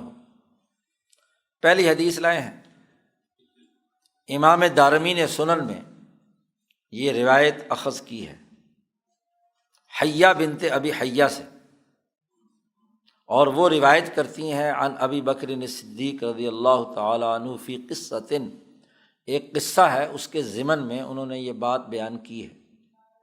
قالت، انہوں نے کہا، وہ قصہ تو یہاں شاہ صاحب نے حذف کر دیا، اصل کتابوں میں وہ موجود ہے، اور قصہ کچھ یوں ہے کہ یہ خاتون جو ہے حیہ بنت ابی حیہ کہتی ہیں کہ ظہر کے وقت میں ہمارے خیمے میں، ہمارے گھر میں ایک آدمی داخل ہوا، دخل علینا رجل بالظہیرۃ، ظہر کے وقت ہمارے پاس آیا، قلت یا عبد اللہ، میں نے کہا وہ اللہ کے بندے، من این اقبلت، کہاں سے آیا تو؟ انہوں نے کہا کہ اقبلت انا وصاحب لی فی بغاء لنا، کہ میں اور میرا ایک ساتھی جو ہے کسی تلاش کے اندر، کسی اس سلسلے میں یہاں آئے، تو میرا ساتھی جو ہے وہ تو آگے تلاش کے لیے گیا ہے، ودخلت انا، میں آیا ہوں یہاں تمہارے پاس کہ تھوڑی دیر سائے میں بیٹھ جاؤں، گرمی بہت ہے، اور کوئی پینے کی چیز تمہارے پاس ہے، پانی وانی میں پی لوں۔ تو میں کھٹی لسی اس کے پاس تھی، کہتی میں نے اٹھی، میں وہ لے کر آئی اور میں نے انہیں پانی پلایا، انہوں نے پانی پی لیا، میں نے بھی پیا، انہوں نے بھی پیا۔ مجھے کچھ ان کی کچھ خصوصیات محسوس ہوئیں، تو میں نے ان سے پوچھا، یا عبداللہ من انت، وہ اللہ کے بندے تم کون ہو؟ تو انہوں نے کہا انا ابو بکر، کہ میں ابو بکر ہوں۔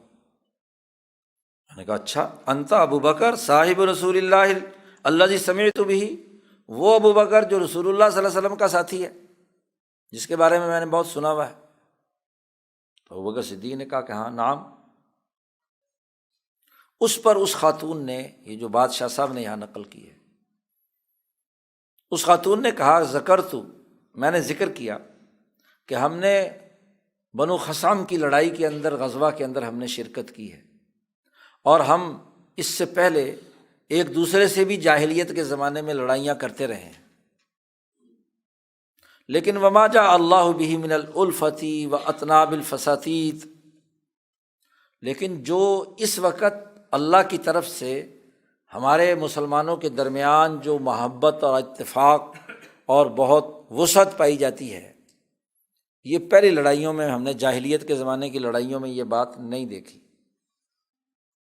اب یہاں آگے راوی کے الفاظ ہیں، دراصل جو راوی روایت کر رہے ہیں ابن عون، انہوں نے اس الفت اور فساتیت کی، تنابوں کی جو جوڑ ہے، اس کو بیان کرنے کے لیے یہ دونوں انگلیاں ایسے ملا کر شبکا، دونوں انگلیاں آپس میں ایک دوسرے میں پھنسا لی، کہ گویا کہ ایسی الفت و محبت ہے، ایسا اتفاق ہے صحابہ کی جماعت میں کہ جیسے کیا ہے، یہ ہاتھ ایک مٹھی اور طاقت بنا ہوا ہے۔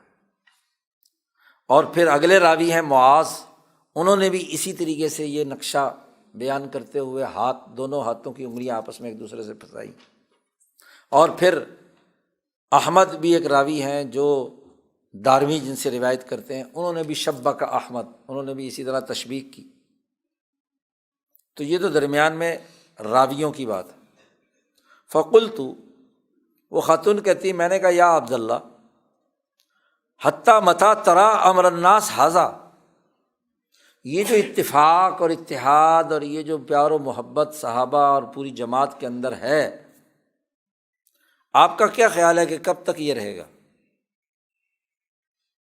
تو ابوبکر صدیق نے فرمایا مستقامت الائمہ، جب تک ان کے حکمران سیدھے اور ٹھیک رہیں گے، کیونکہ لوگ حکمرانوں کے دین پر ہوتے ہیں، تو حکمران ٹھیک رہیں گے تو یہ محبت اور اتفاق و اتحاد برقرار رہے گا۔ خاتون نے کہا مل ائمہ، کون سے امام؟ امام سے مراد کون سے امام؟ قال، ابوبکر صدیق نے کہا ما رأیت السیدہ یکون فی الحوائی، تو کسی قوم کے سردار کو دیکھتی ہے کہ وہ اپنے جھونپڑی میں، اپنے گھر میں، اپنی جو چھولداری ہوتی ہے اس کے اندر موجود ہوتا ہے، لیکن لوگ اس کی اتباع کرتے ہیں اور اس کی اطاعت کرتے ہیں، اس کے نقش قدم پر چلتے ہیں، یعنی اس کی اتھارٹی، اس کی حکمرانی کو تمام لوگ دل و جان سے تسلیم کرتے ہیں، وہ امام ہوتا ہے۔ فمستقام اولئک، یہ سید جو ہیں، یہ جو رہنما ہیں، لیڈر ہیں، جن کی لوگ اندھا دھند اتباع کرتے ہیں، پیروی کرتے ہیں، یہ سیدھے رہیں گے۔ یعنی یہاں صرف نماز کے امام کی بات نہیں ہو رہی ہے، حکمرانوں کی جن کی لوگ اطاعت کرتے ہیں، بات مانتے ہیں، وہ اگر سیدھے رہیں گے تو یہ محبت اور اتفاق و اتحاد برقرار رہے گا۔ ایک روایت یہ لائے۔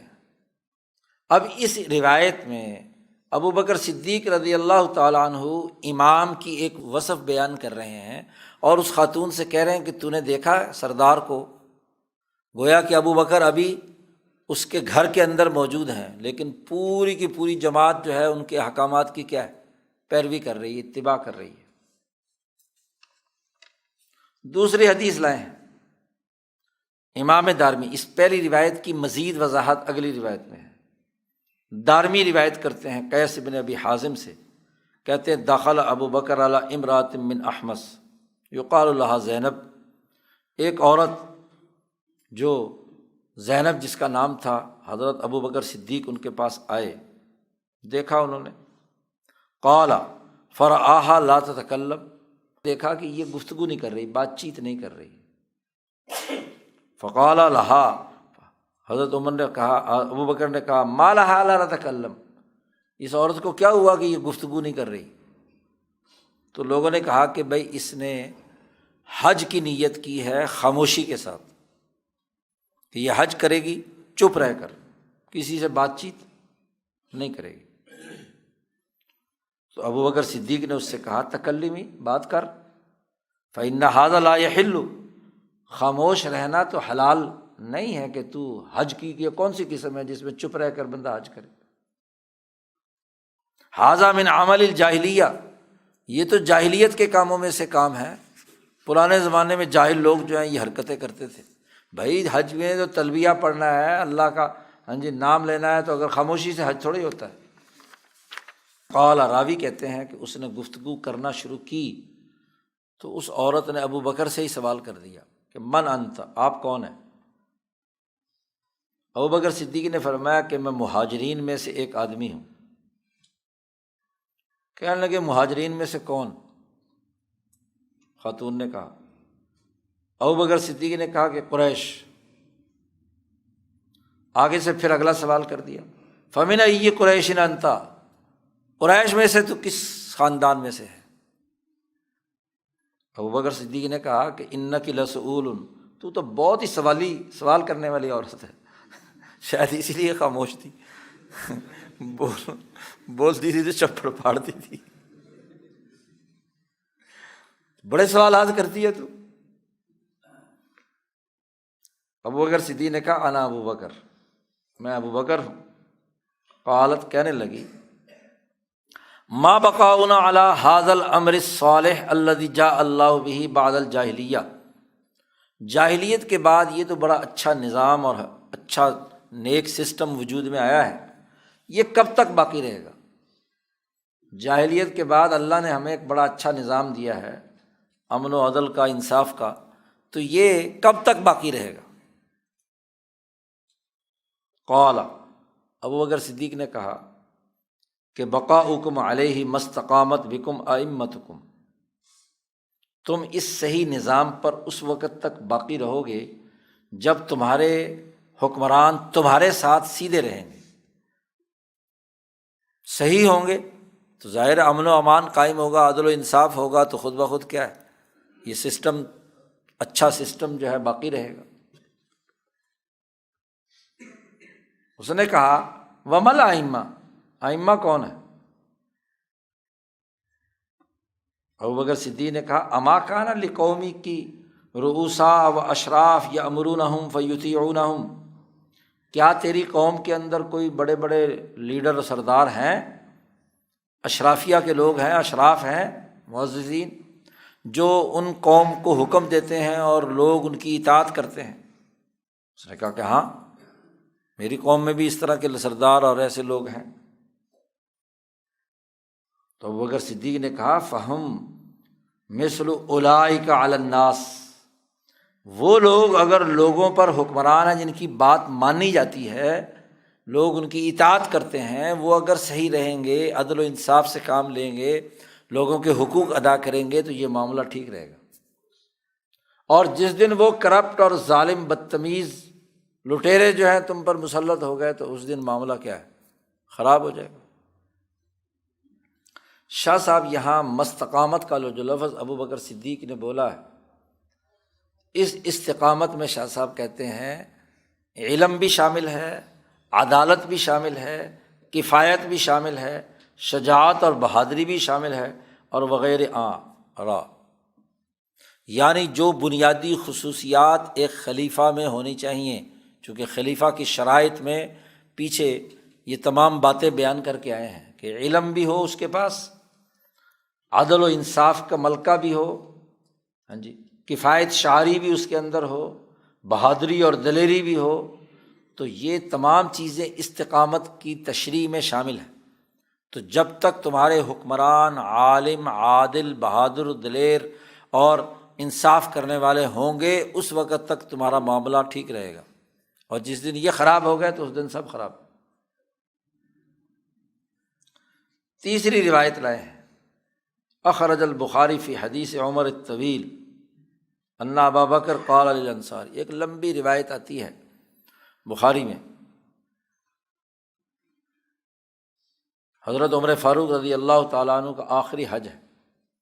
اس آخری حج کے موقع پر منی میں قیام فرما تھے کہ عبد الرحمن بن عوف ایک مجلس میں تھے، وہاں کسی آدمی نے کہا کہ عمر فوت ہو گئے تو میں فلاں آدمی کو اپنا خلیفہ بناؤں گا، میں اس سے بیعت کروں گا۔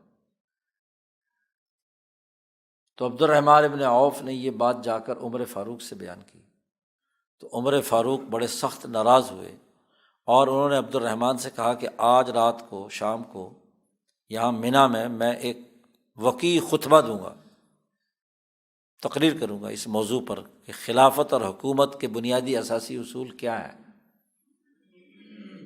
تو عبد الرحمن بن عوف کہتے ہیں کہ میں نے عمر سے کہا کہ دیکھیں یہاں ہر طرح کے لوگ ہیں، ہزاروں لاکھوں کا مجمع ہے، آپ کی آواز ایک تو سارے مجمع تک پہنچنا مشکل ہے، دوسرا یہ ہے کہ جو لوگ سننے والے ہیں، ہو سکتا ہے آپ کے قریب ایسے بے وقوف لوگ ہوں کہ بات کچھ کہی گئی ہو اور انہوں نے کچھ اور سمجھی ہو، اور وہ یہاں سے جیسے ہی حج سے فارغ ہوں گے تو دنیا بھر میں پھیل جائے گی، تو اس سے فائدے کے بجائے نقصان ہونے کا اندیشہ ہے۔ آپ یہ خطاب مدینہ چل کر جو مخصوص لوگ ہیں ان کے سامنے یہ خطاب کریں۔ عمر فاروق نے کہا ٹھیک ہے۔ عمر فاروق وہاں سے حج کر کے واپس پہنچے ہیں۔ اب دیکھو 13 ذی الحج کو حج مکمل ہوا ہے، 12-13 دن کا سفر ہے، اور اس سفر میں مدینہ پہنچتے ہی جو جمعہ آیا اس جمعے میں آپ نے یہ خطاب کیا ہے، اور اس سے اگلے ہفتے میں آپ شہید ہو گئے ہیں۔ 1 محرم کو آپ کا وصال شہادت ہوئی ہے، 27-28 ذی الحج کو آپ پر حملہ ہوا ہے۔ تو وہاں جو خطبہ دیا ہے بڑی لمبی تقریر، عبد الرحمن بن عوف کہتے ہیں میں صبح ہی تیار ہو کر مسجد میں جا کے بیٹھ گیا اور 1-2 صحابیوں سے ذکر کیا کہ آج عمر فاروق ایک خاص خطاب کرنے والے ہیں۔ تو عمر فاروق کی یہ لمبی تقریر ہے، اس کا ایک ٹکڑا یہاں نقل کیا ہے۔ کہ خلافت کے لیے پہلا اصول یہ بیان کیا کہ مسلمانوں کی مشاورت کے بغیر خلافت کا قیام نہیں ہو سکتا۔ کسی آدمی کا یہ دعویٰ کرنا کہ میں اکیلا فلاں کو اپنا خلیفہ بنا لوں گا تو یہ اجتماعیت کو توڑنا ہے۔ جماعت کے مشورے کے بغیر کوئی خلافت نہیں ہوتی۔ پھر اس پر دلائل دیے ہیں اور 4 مسئلے بیان کیے ہیں، لمبی تفصیلی روایت ہے۔ پھر انہوں نے وہ قصہ سنایا کہ ابو بکر کی خلافت کے موقع پر کیا ہوا تھا۔ تو سقیفہ بنی ساعدہ میں انصار چاہتے تھے کہ ایک ہمارا حکمران ایک تمہارا حکمران، اس طرح کی رائے ان کے سامنے آئی تھی۔ تو وہاں جو ابو بکر کی تقریر کے جملے ہیں وہ عمر فاروق نے نقل کیے ہیں کہ ما ذکرتم فیکم من خیر فانتم لہ اہل۔ انصاریوں سے کہا تھا کہ تم جو ذکر کر رہے ہو اپنے بارے میں کہ ہم نے یہ کام کیے ہیں، اہل خیر میں سے ہیں، یہ ہیں یہ ہیں یہ ہیں، تو وانتم لہ اہل، واقعی تمہارے اندر ہے، تم اس بات کے اہل ہو۔ لیکن ایک بات طے ہے کہ یہ جو حکومت کا معاملہ ہے، لن یعرف ھذا الامر الا لھذا الحی من قریش، حکومت کے حوالے سے گرد و پیش کے تمام علاقوں کے لوگ سوائے قریش کے کسی اور قبیلے کو اپنا سربراہ نہیں مانیں گے۔ قریش میں سے ہونا ضروری ہے حکمران کا۔ ہم اوسط العرب نسبا و دارا، کہ قریش جو ہے وہ عرب میں سے ایک تو علاقے کے اعتبار سے بھی بالکل درمیان میں ہے، مکہ مکرمہ جزیرۃ العرب کا سینٹرل پلیس ہے جی، اور نسب کے اعتبار سے بھی، کیونکہ باقی جتنے بھی نسب رکھنے والے ہیں وہ مختلف اور منتشر نسبوں والے، لیکن مکہ کے اندر جو قریشی ہیں ان کا نسب متوسط ہے، اوسط العرب ہے۔ اس لیے حکومت اگر اتنی بڑی اجتماعیت کو برقرار رکھنا ہے، شاہ صاحب نے اس کی تفصیلات حجت اللہ میں بیان کی کہ قریش میں، اس لیے کہ قریش کی سیادت صدیوں سے جزیرۃ العرب کے تمام لوگوں پر مسلم تھی، ان کا احترام کرتے تھے خانہ کعبہ کی وجہ سے بھی، ان کی بات اور احکامات کو بھی مانتے تھے، عزت بھی دیتے تھے، جو اور کسی قبیلے کو حاصل نہیں تھی۔ اب بعد میں حکومت سنبھالنا اور چلانا، تو حکومت منوانا بھی تو ضروری ہوتا ہے نا۔ زبردستی سے حکومت پر آدمی آ بھی جائے لیکن آگے منوانے کی کوئی صلاحیت اور استعداد نہیں ہے، عوام ساتھ نہیں ہے، وہ نفرت کی نگاہ سے دیکھتے ہیں، تو حکومت ایسی چل سکتی کیسے؟ تو اس لیے قریش میں سے ہونا ضروری۔ اب آگے پوری گفتگو ہے کہ پھر ابو بکر نے کہا کہ یہ دونوں آدمی، ایک طرف عمر ہیں ایک طرف کیا ہے ابو عبیدہ، دونوں طرف سے، کہ یہ قریش میں سے اہم ترین لوگ ہیں، تم ان میں سے کسی ایک کا انتخاب کر لو۔ لیکن عمر فاروق نے کہا کہ آپ کی موجودگی میں ہمارا انتخاب کا کیا مطلب؟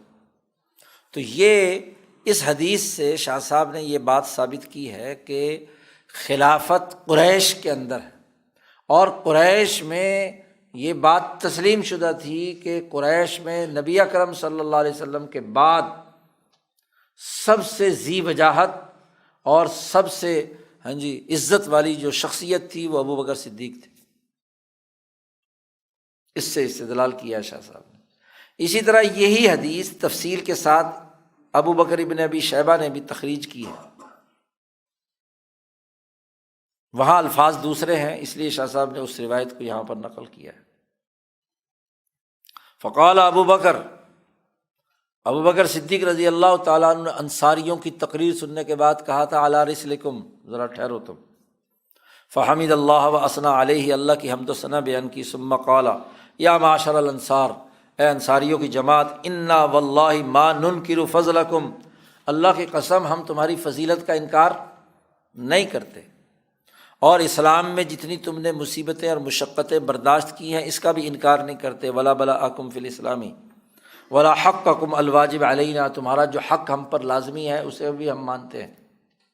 ولکنکم قد عرفتم، لیکن تم اچھی طرح جانتے ہو کہ ان ھذا الحی من قریش، یہ جو قریش کا قبیلہ ہے یہ عرب میں جس مقام اور مرتبے پر پہنچا ہوا ہے، لیس بہا غیرہم، کوئی اور قبیلہ اس درجے پہ فائز نہیں ہے۔ قریش کا احترام ہر قبیلے کے اندر پورے عرب میں موجود ہے۔ اور وَإِنَّ الْعَرَبَ لَن تَجْتَمِعُ إِلَّا عَلَىٰ رَجُلٍ مِّنْهُمْ، یہ تمام عرب جمع نہیں ہو سکتے مگر یہ کہ وہ قریش میں سے ایک آدمی اگر خلیفہ بنے گا تو اس پر۔ اور پھر ابو بکر نے یہ بھی کہا کہ فَنَحْنُ الْأُمَرَاءُ وَأَنْتُمُ الْوُزَرَاءُ، امراء ہمارے میں سے ہوں گے، تم ہمارے وزراء میں سے ہوگے، انصاریوں سے۔ فَاتَّقُوا اللَّهَ، اللہ سے ڈرو، اسلام کو توڑ پھوڑ مت کرو، اور نہ ہو تم پہلے وہ لوگ جنہوں نے اسلام کے اندر ایک نئی چیز پیدا کی ہے۔ اسلام کی اجتماعیت اور عربوں کی سیاسی اجتماعیت کو برقرار رکھنے کے لیے تمہیں یہ بات ماننی ہوگی، یہ تقریر کی۔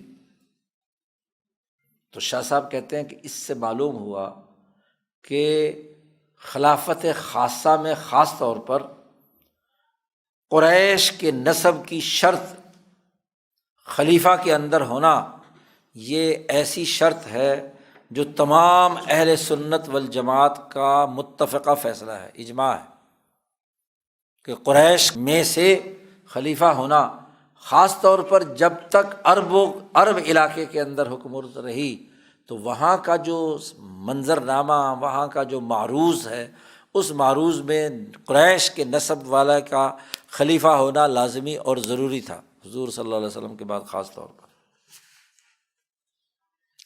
پانچویں روایت لائے ہیں، بخاری نے، امام مسلم نے، امام دارمی نے حضرت عبداللہ ابن عباس رضی اللہ تعالیٰ عنہما سے یہ روایت نقل کی ہے۔ ابو ہریرہ فرماتے ہیں یحدث ان رجلا اتی رسول اللہ صلی اللہ علیہ وسلم، ایک آدمی رسول اللہ صلی اللہ علیہ وسلم کی خدمت میں حاضر ہوا، اس نے کہا یا رسول اللہ، میں نے آج رات خواب دیکھا ہے کہ ایک بہت بڑا سائبان ہے، اس میں سے کیا ہے، اوپر سے جی شہد اور گھی ٹپک رہا ہے نیچے،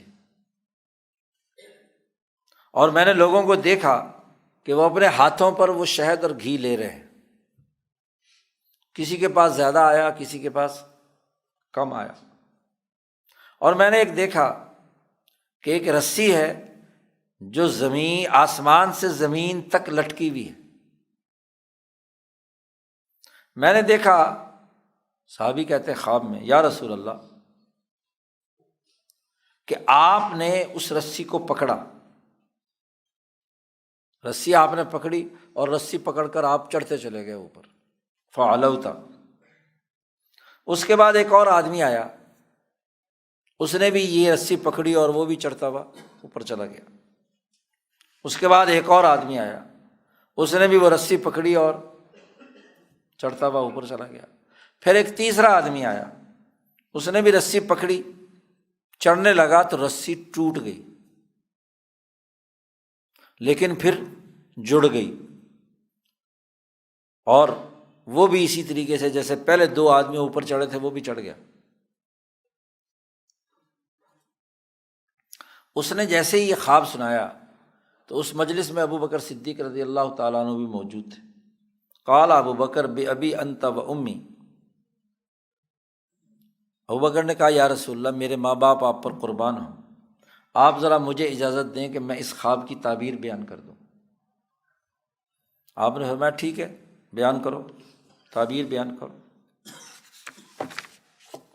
انہوں نے کہا کہ یہ جو سائبان ہے نا، اس سے مراد تو ذلت الاسلام، اسلام کا سائبان ہے، اور یہ جو اس میں سے گھی اور شہد ٹپک رہا ہے نا، یہ قرآن کی نرمی اور مٹھاس ہے، قرآن ہے، اور یہ جو کسی نے زیادہ لیا کسی نے کم لیا، وہ ہے کسی نے قرآن زیادہ یاد کیا کسی نے کم یاد کیا، اور یہ جو رسی آسمان سے زمین تک آئی ہوئی ہے، یہ وہ حق ہے کہ انت علیہ کی، جس پر آپ ہیں قائم، آپ نے اسے پکڑا اور اللہ نے آپ کو اپنے پاس چڑھا لیا اس حق کی رسی کے ذریعے سے۔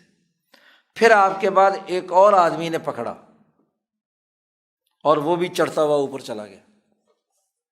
پھر ایک اور آدمی نے پکڑا اور وہ بھی اسی طرح چڑھ گیا۔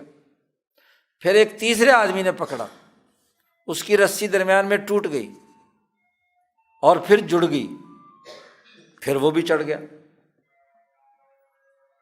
ابوبکر صدیق نے خواب کی تعبیر بیان کرنے کے بعد کہا، رسول اللہ صلی اللہ علیہ وسلم سے کہا، آپ مجھے یہ بتائیں کہ میں نے خواب کی صحیح تعبیر بیان کی ہے یا بیان کرنے میں کوئی غلطی ہو گئی ہے مجھ سے؟ نبی اکرم صلی اللہ علیہ وسلم نے فرمایا، اصبت بعضاً و اخطأت بعضاً، خواب کی کچھ تعبیر تو صحیح بیان کی ہے تم نے، اور کچھ کے بیان کرنے میں تم نے غلطی کی ہے۔ ابوبکر صدیق نے کہا کہ یا رسول اللہ، میں آپ کو قسم دیتا ہوں کہ آپ مجھے بتائیں کہ میں نے غلطی کہاں کی تعبیر بیان کرنے میں۔ حضور صلی اللہ علیہ وسلم نے فرمایا کہ وہ قسم مت اٹھا، قسم کے جملے مت بول، جواب نہیں دیا۔ شاہ صاحب کہتے ہیں اس حدیث سے معلوم ہوا کہ صدیق اکبر یہ جانتے تھے کہ وہ حضور صلی اللہ علیہ وسلم کے بعد، حضور صلی اللہ علیہ وسلم کے بعد خلافت 3 آدمیوں میں الگ ترتیب آئے گی۔ اس خواب کا تعلق خلافت کے ساتھ ہے۔ ابوبکر صدیق کو یہ معلوم تھا کہ جس ترتیب کے ساتھ یہ خلفاء بنے ہیں، اسی ترتیب کے ساتھ کیا ہے، حضور صلی اللہ علیہ وسلم کے یہ خلفاء ہوں گے۔ و ایشاں بر منہاج پیغمبر خواہند بود، اور یہ نبی اکرم صلی اللہ علیہ وسلم کے، پیغمبر صلی اللہ علیہ وسلم کے منہج کے مطابق کام کریں گے۔ و بر منہاج پیغمبر خواہند گذشت، اسی پر گزر جائیں گے۔ اب یہاں شاہ صاحب نے اس سوال کو حل کیا ہے کہ باقی ماند کہ ہرگاہ موافق تعبیر حضرت صدیق در خارج بوقوع آمد۔ باقی رہی یہ بات کہ خواب کی تعبیر اسی طرح دنیا میں ظہور پذیر ہوئی جیسا کہ انہوں نے تعبیر بھی بیان کی تھی اور خواب میں بھی دکھایا گیا تھا۔ تو یہاں غلطی کہاں ہے؟ حضور نے فرمایا کہ تو نے بعض خواب کے کچھ حصے میں غلطی کی ہے، پس خطا بچے وجہ ثابت است۔ تو خطا کیسے ثابت ہوئی؟ یہ جو حضور صلی اللہ علیہ وسلم نے ابوبکر صدیق سے کہا کہ تو نے اخطأت بعضاً، اس کا کیا مطلب ہے؟ تو شاہ صاحب اس کا جواب دیتے فقیر میں گوید، غلطی یہ ہے کہ ابوبکر صدیق نے ان 3 آدمیوں کے نام نہیں لیے، حالانکہ انہیں پتہ تھا۔ سکوت از تسمیہ اشخاص باوجود قدرت بر تسمیہ ایشا، انہیں معلوم تھا کہ یہ 3 آدمی ہیں کون، لیکن انہوں نے وہ بیان نہیں کیے، اور چونکہ بیان نام نہیں کیے تو یہ اس بنیاد پر گویا کہ خطا کی نسبت حضور صلی اللہ علیہ وسلم نے ان کی طرف کی کہ بظاہر غلطی کے مشابہ تھی، حالانکہ پتہ تھا لیکن بیان نہیں کیا۔ بیان نہ کرنے کی ظاہری شکل یہ تھی کہ اس میں بظاہر کوئی غلطی ہو گئی گویا کہ۔ و شاہد کہ حضرت صدیق ایشانہ باعیانہم میں شناخت، باقی رہی یہ بات کہ ابوبکر صدیق یہ بات جانتے تھے کہ یہ 3 آدمی اس ترتیب سے حکمران بنیں گے حضور کے بعد۔ اس سے متعلق کچھ احادیث اور آثار ہیں جو آگے شاہ صاحب بیان کر رہے ہیں۔ آثار چند است کے در خصائص مذکور است، کہ ابوبکر صدیق کو روز روشن کی طرح پتہ تھا کہ میں نے خلیفہ بننا ہے حضور کے بعد۔ پہلی حدیث لائے ہیں اسی حوالے سے ابن عساکر کا قول، عن کعب رضی اللہ تعالیٰ عنہ بیان کرتے ہیں کہ ابوبکر صدیق اسلام لائے تھے آسمان سے نازل ہونے والی وحی کے سبب سے، اور اس کا واقعہ یہ ہے کہ ابوبکر صدیق شام گئے تھے تجارت کا مال لے کر، وہاں انہوں نے ایک خواب دیکھا اور رویا۔ خواب دیکھا، جو بحیرہ راہب وہاں تھا شام میں، تو ابوبکر صدیق نے اپنا یہ خواب اس بحیرہ راہب کو سنایا اور تعبیر پوچھی۔ تو بحیرہ نے پوچھا این انت، تو کہاں سے ہے، کہاں سے تیرا تعلق ہے؟ ابوبکر نے کہا میں مکہ تھا، میں مکہ سے ہوں۔ انہوں نے کہا من ایہا، کن میں سے ہے؟ انہوں نے کہا قریش میں سے ہوں۔ انہوں نے کہا فایش انت، یہاں کیسے آئے ہوئے ہو تم؟ انہوں نے کہا میں تاجر ہوں، مال لے کر آیا ہوں یہاں۔ بحیرہ راہب نے کہا صدق اللہ رؤیاک، اللہ تعالیٰ تیرا خواب سچ کر دکھائے گا، اس لیے کہ ایک نبی تیری قوم میں پیدا ہوگا اور تم اس کے وزیر ہوگے اس کی زندگی میں بھی، اور اس کے خلیفہ ہوگے اس کی موت کے بعد بھی۔ زندگی میں ان کے وزیر ہوگے اور ان کی موت کے بعد ان کے خلیفہ بنو گے۔ تو ابو بکر کو اس سے بڑی خوشی ہوئی۔ ابو بکر کہتے ہیں بہت خوشی ہوئی مجھے، یہاں تک کہ جب مکہ واپس آیا تو اتنے میں نبی اکرم صلی اللہ علیہ وسلم نے اپنی نبوت کا اعلان فرمایا۔ قال بعث النبی صلی اللہ علیہ وسلم فجاءہ، آپ صلی اللہ علیہ وسلم کی جب بعثت ہوئی تو ابو بکر صدیق ان کے پاس آئے، حضور صلی اللہ علیہ وسلم کے پاس۔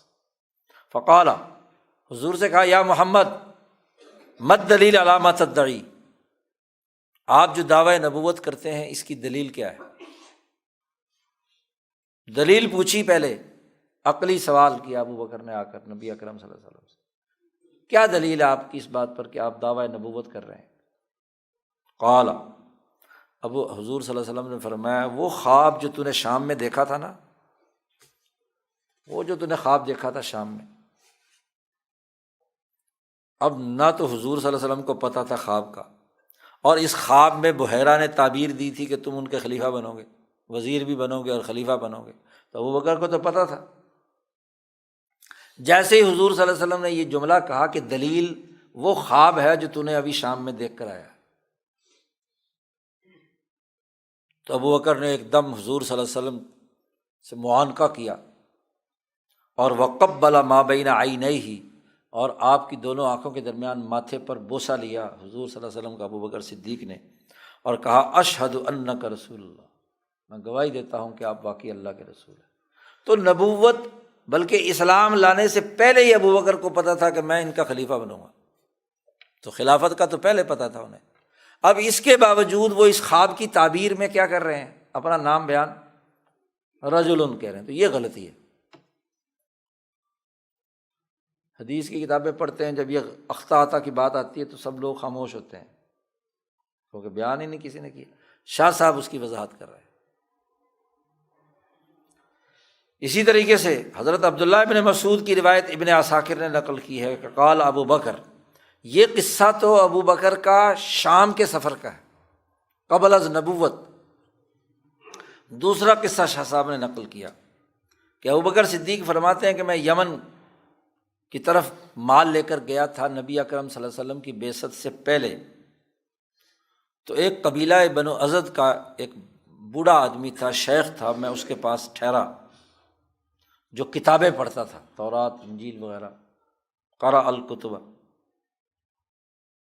اور اس کی عمر کوئی 400 سال 10 کم 400 سال تھی، یعنی 390 سال اس کی عمر اس بابے کی۔ فقال لی، اس نے مجھے کہا، مجھے غور سے دیکھتا رہا، پھر مجھے کہا کہ تو مجھے لگتا ہے کہ حرم کا رہنے والا ہے، مکہ کا۔ میں نے کہا ہاں۔ کہنے لگا میرا خیال یہ بھی ہے کہ تو قریشی ہے۔ میں نے کہا ہاں۔ کہنے لگا کہ میرا خیال یہ بھی ہے کہ تو تیمی ہے، تمہارا قبیلہ ذیلی شاخ قریشی۔ میں نے کہا ہاں۔ اس نے کہا کہ تیری ایک بات باقی رہ گئی ہے، وہ جب مجھے پتہ چلے گی تو میں تمہیں ایک بات بتاؤں گا۔ میں نے پوچھا کیا بات رہ گئی؟ کہنے لگے کہ اپنے پیٹ سے کپڑا ہٹاؤ، تکشف لی عن بطنک۔ میں نے کہا لماذا، کیوں پیٹ دکھاؤں تجھے؟ کہنے لگا کہ میں سچے علم کے مطابق جانتا ہوں کہ ایک نبی حرم میں مبعوث ہوگا، اس کی معاونت دو آدمی کریں گے، ایک جوان ہے اور ایک ادھیڑ عمر کا ہے۔ جہاں تک جوان کی بات ہے تو وہ فخواز غمرات و دفاع معضلات، وہ مشکلات کے اندر غوطہ زنی کرنے والا اور مشکلات کو حل کرنے والا۔ اور جہاں تک ایک بوڑھا آدمی ہے، ادھیڑ عمر ہے، وہ سفید رنگ کا اور کمزور سا پتلا سا بندہ ہے، جس کے پیٹ کے اوپر ایک تل بنا ہوا ہے اور اس کی بائیں ٹانگ کے اوپر بھی ایک علامت ہے۔ وما علیک ان ترینی، تو مجھے دکھا، ہاں جی، تیرے بارے میں نے جو کچھ ابھی یہ معلومات کی ہیں، اس سے تو تمہیں مجھے وہ بوڑھا جو ادھیڑ عمر ہے وہ لگتا ہے۔ فقط تکاملت لی فی کا صفہ اللہ ما خفی علیہ، باقی ساری صفتیں تو تیرے اندر پائی جاتی ہیں، سفید بھی ہے، کمزور بھی ہے، نحیف بھی ہے، لیکن یہ بات ابھی مجھے معلوم نہیں کہ پیٹ کے اوپر، تو پیٹ ننگا کرے گا تو پتہ چلے گا نا کہ تو وہی بندہ ہے، کوئی اور بندہ ہے۔ ابوبکر کہتے ہیں کہ میں نے اپنے پیٹ کھول دیا تو اس نے سیاہ رنگ کا ایک تل دیکھا وہاں میری ناف سے اوپر، تو کہنے لگا انت ہوا ورب الکعبہ، رب کعبہ کی قسم تو ہی وہ آدمی ہے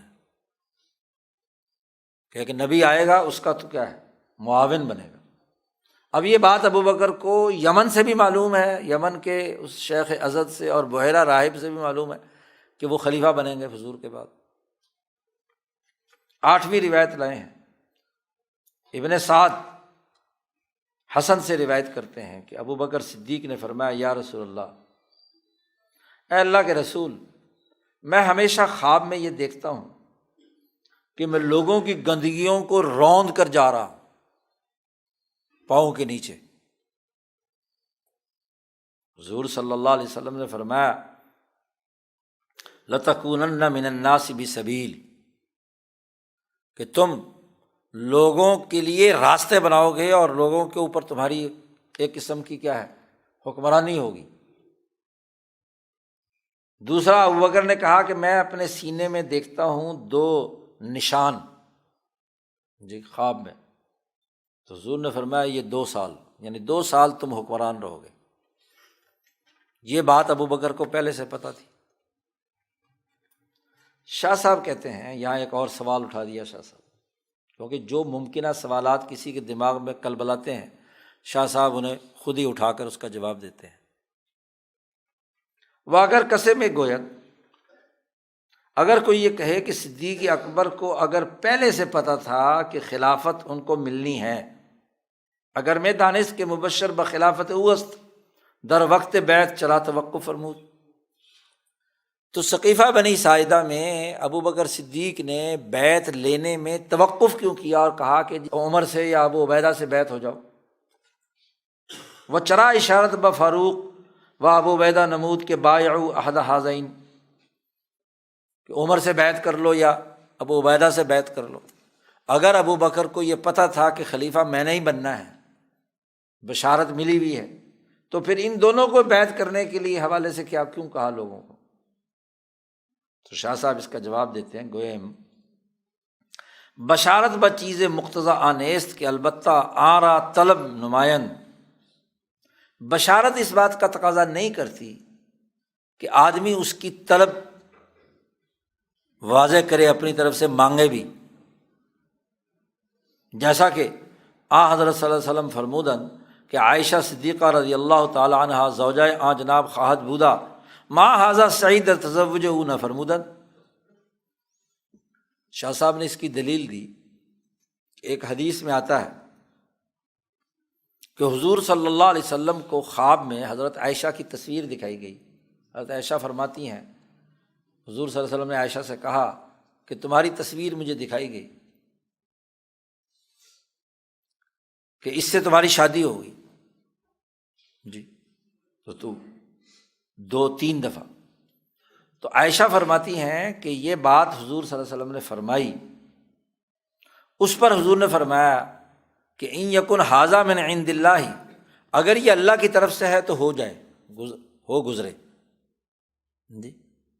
اللہ کی طرف سے۔ تو اب یہاں حضور صلی اللہ علیہ وسلم کو بشارت ہو چکی ہے کہ عائشہ سے شادی ہونی ہے، لیکن حضور صلی اللہ علیہ وسلم نے عائشہ سے شادی کرنے کی چاہت کا اظہار یعنی خود طلب کا اظہار نہیں کیا، بلکہ اللہ پر چھوڑ دیا کہ اگر اس میں خیر کی بات ہے تو اللہ تعالیٰ مجھے کر دے۔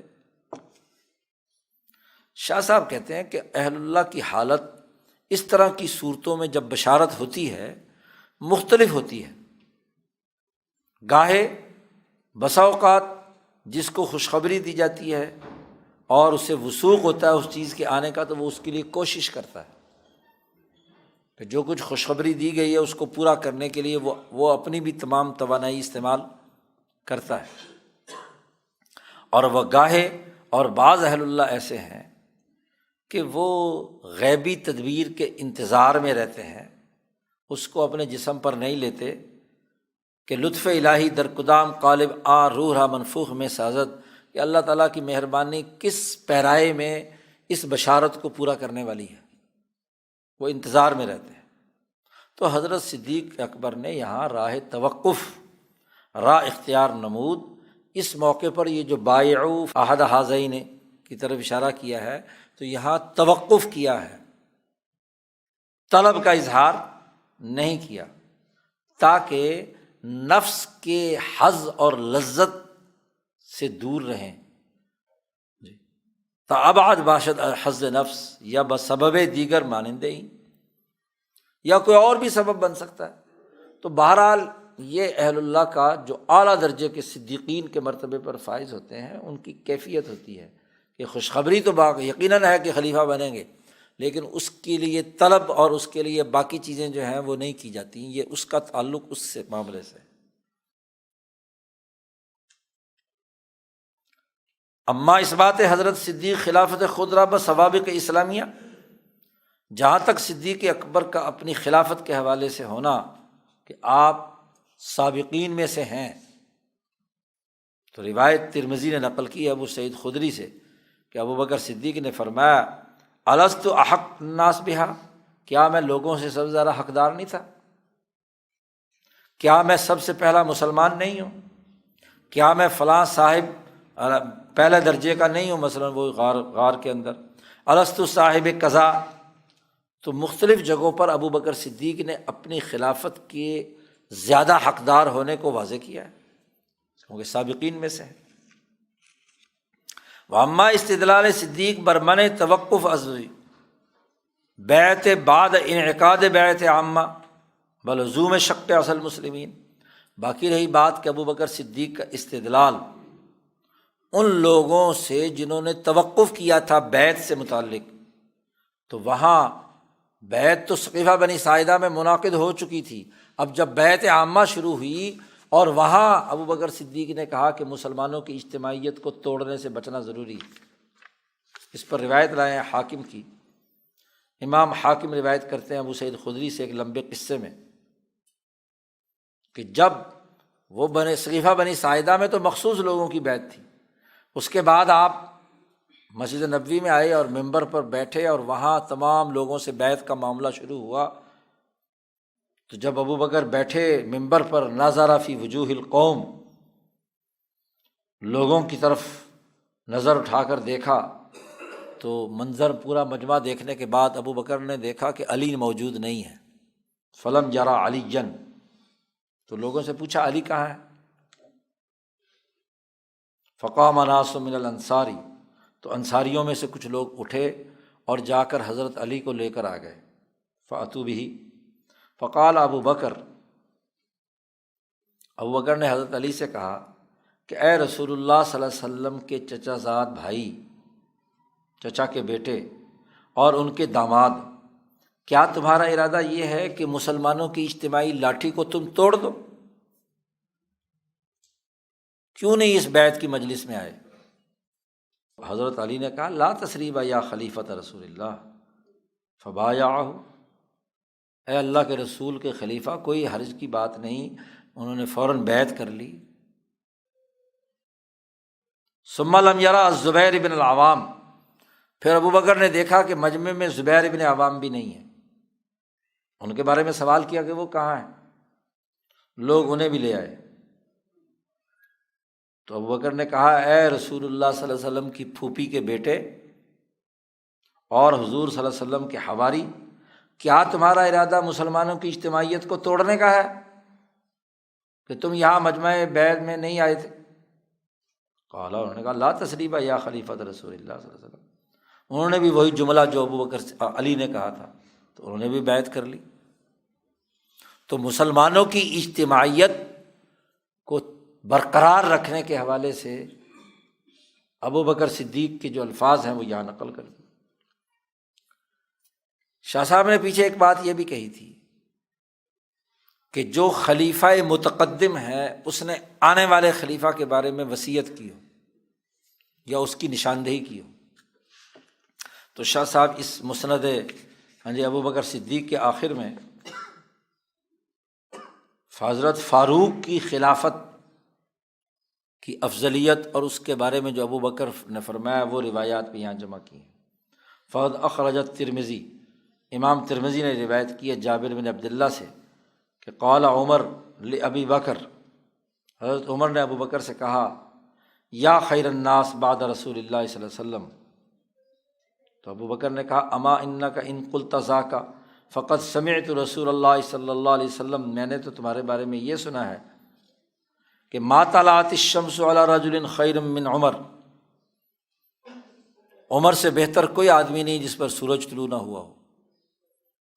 تو عمر فاروق کی فضیلت خود ابو بکر صدیق نے بیان کر دی، اور یہاں شاہ صاحب روایت لانے کا مقصد یہ ہے کہ ابو بکر کے بعد عمر فاروق کی خلافت کے حوالے سے خود ابو بکر صدیق خلیفہ متقدم نے ان کی نشاندہی کر دی۔ اسی طرح ابو بکر بن شیبہ کی روایت لائے ہیں زید بن الحارث سے کہ ابو بکر صدیق پر جب موت قریب آ گئی، حضرہ الموت، تو ارسل الی عمر، تو حضرت عمر کے پاس پیغام بھیجا کہ ان کو خلیفہ بنائیں۔ تو لوگوں نے کہا کہ تستخلف علینا فظا غلیظا، آپ ایک ایسے آدمی کو ہم پر خلیفہ مقرر کرنا چاہتے ہیں جو بہت سخت ہے، سخت مزاج آدمی ہے، غصے والا ہے، شدت ہے ان میں۔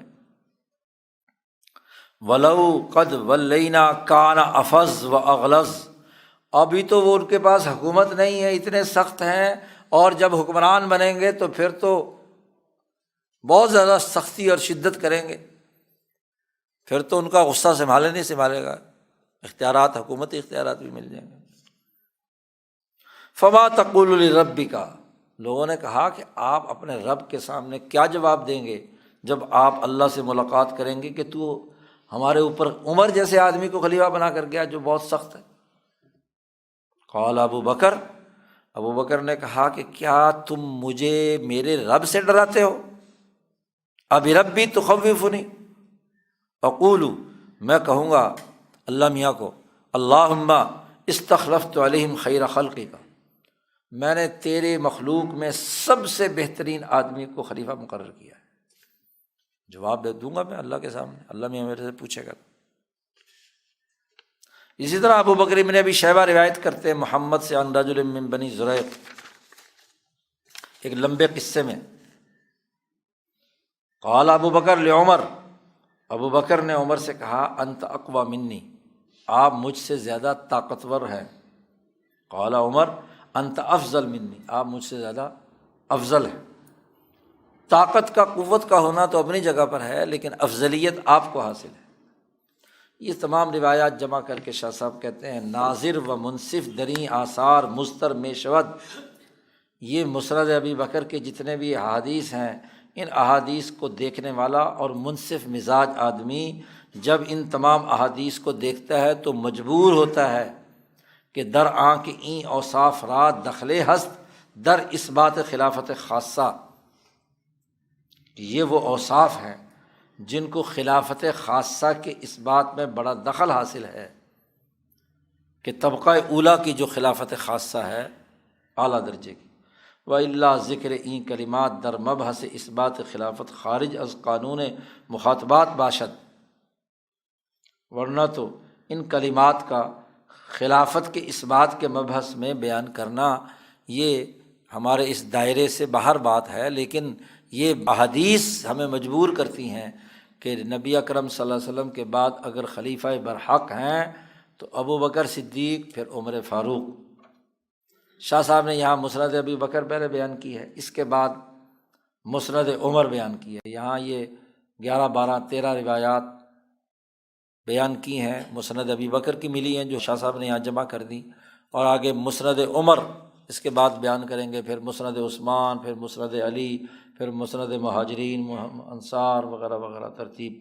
تو پورا تقریباً پہلا باب جو ہے وہ اسی فصل کی وضاحت میں ہی گزرا ہے۔ اللہ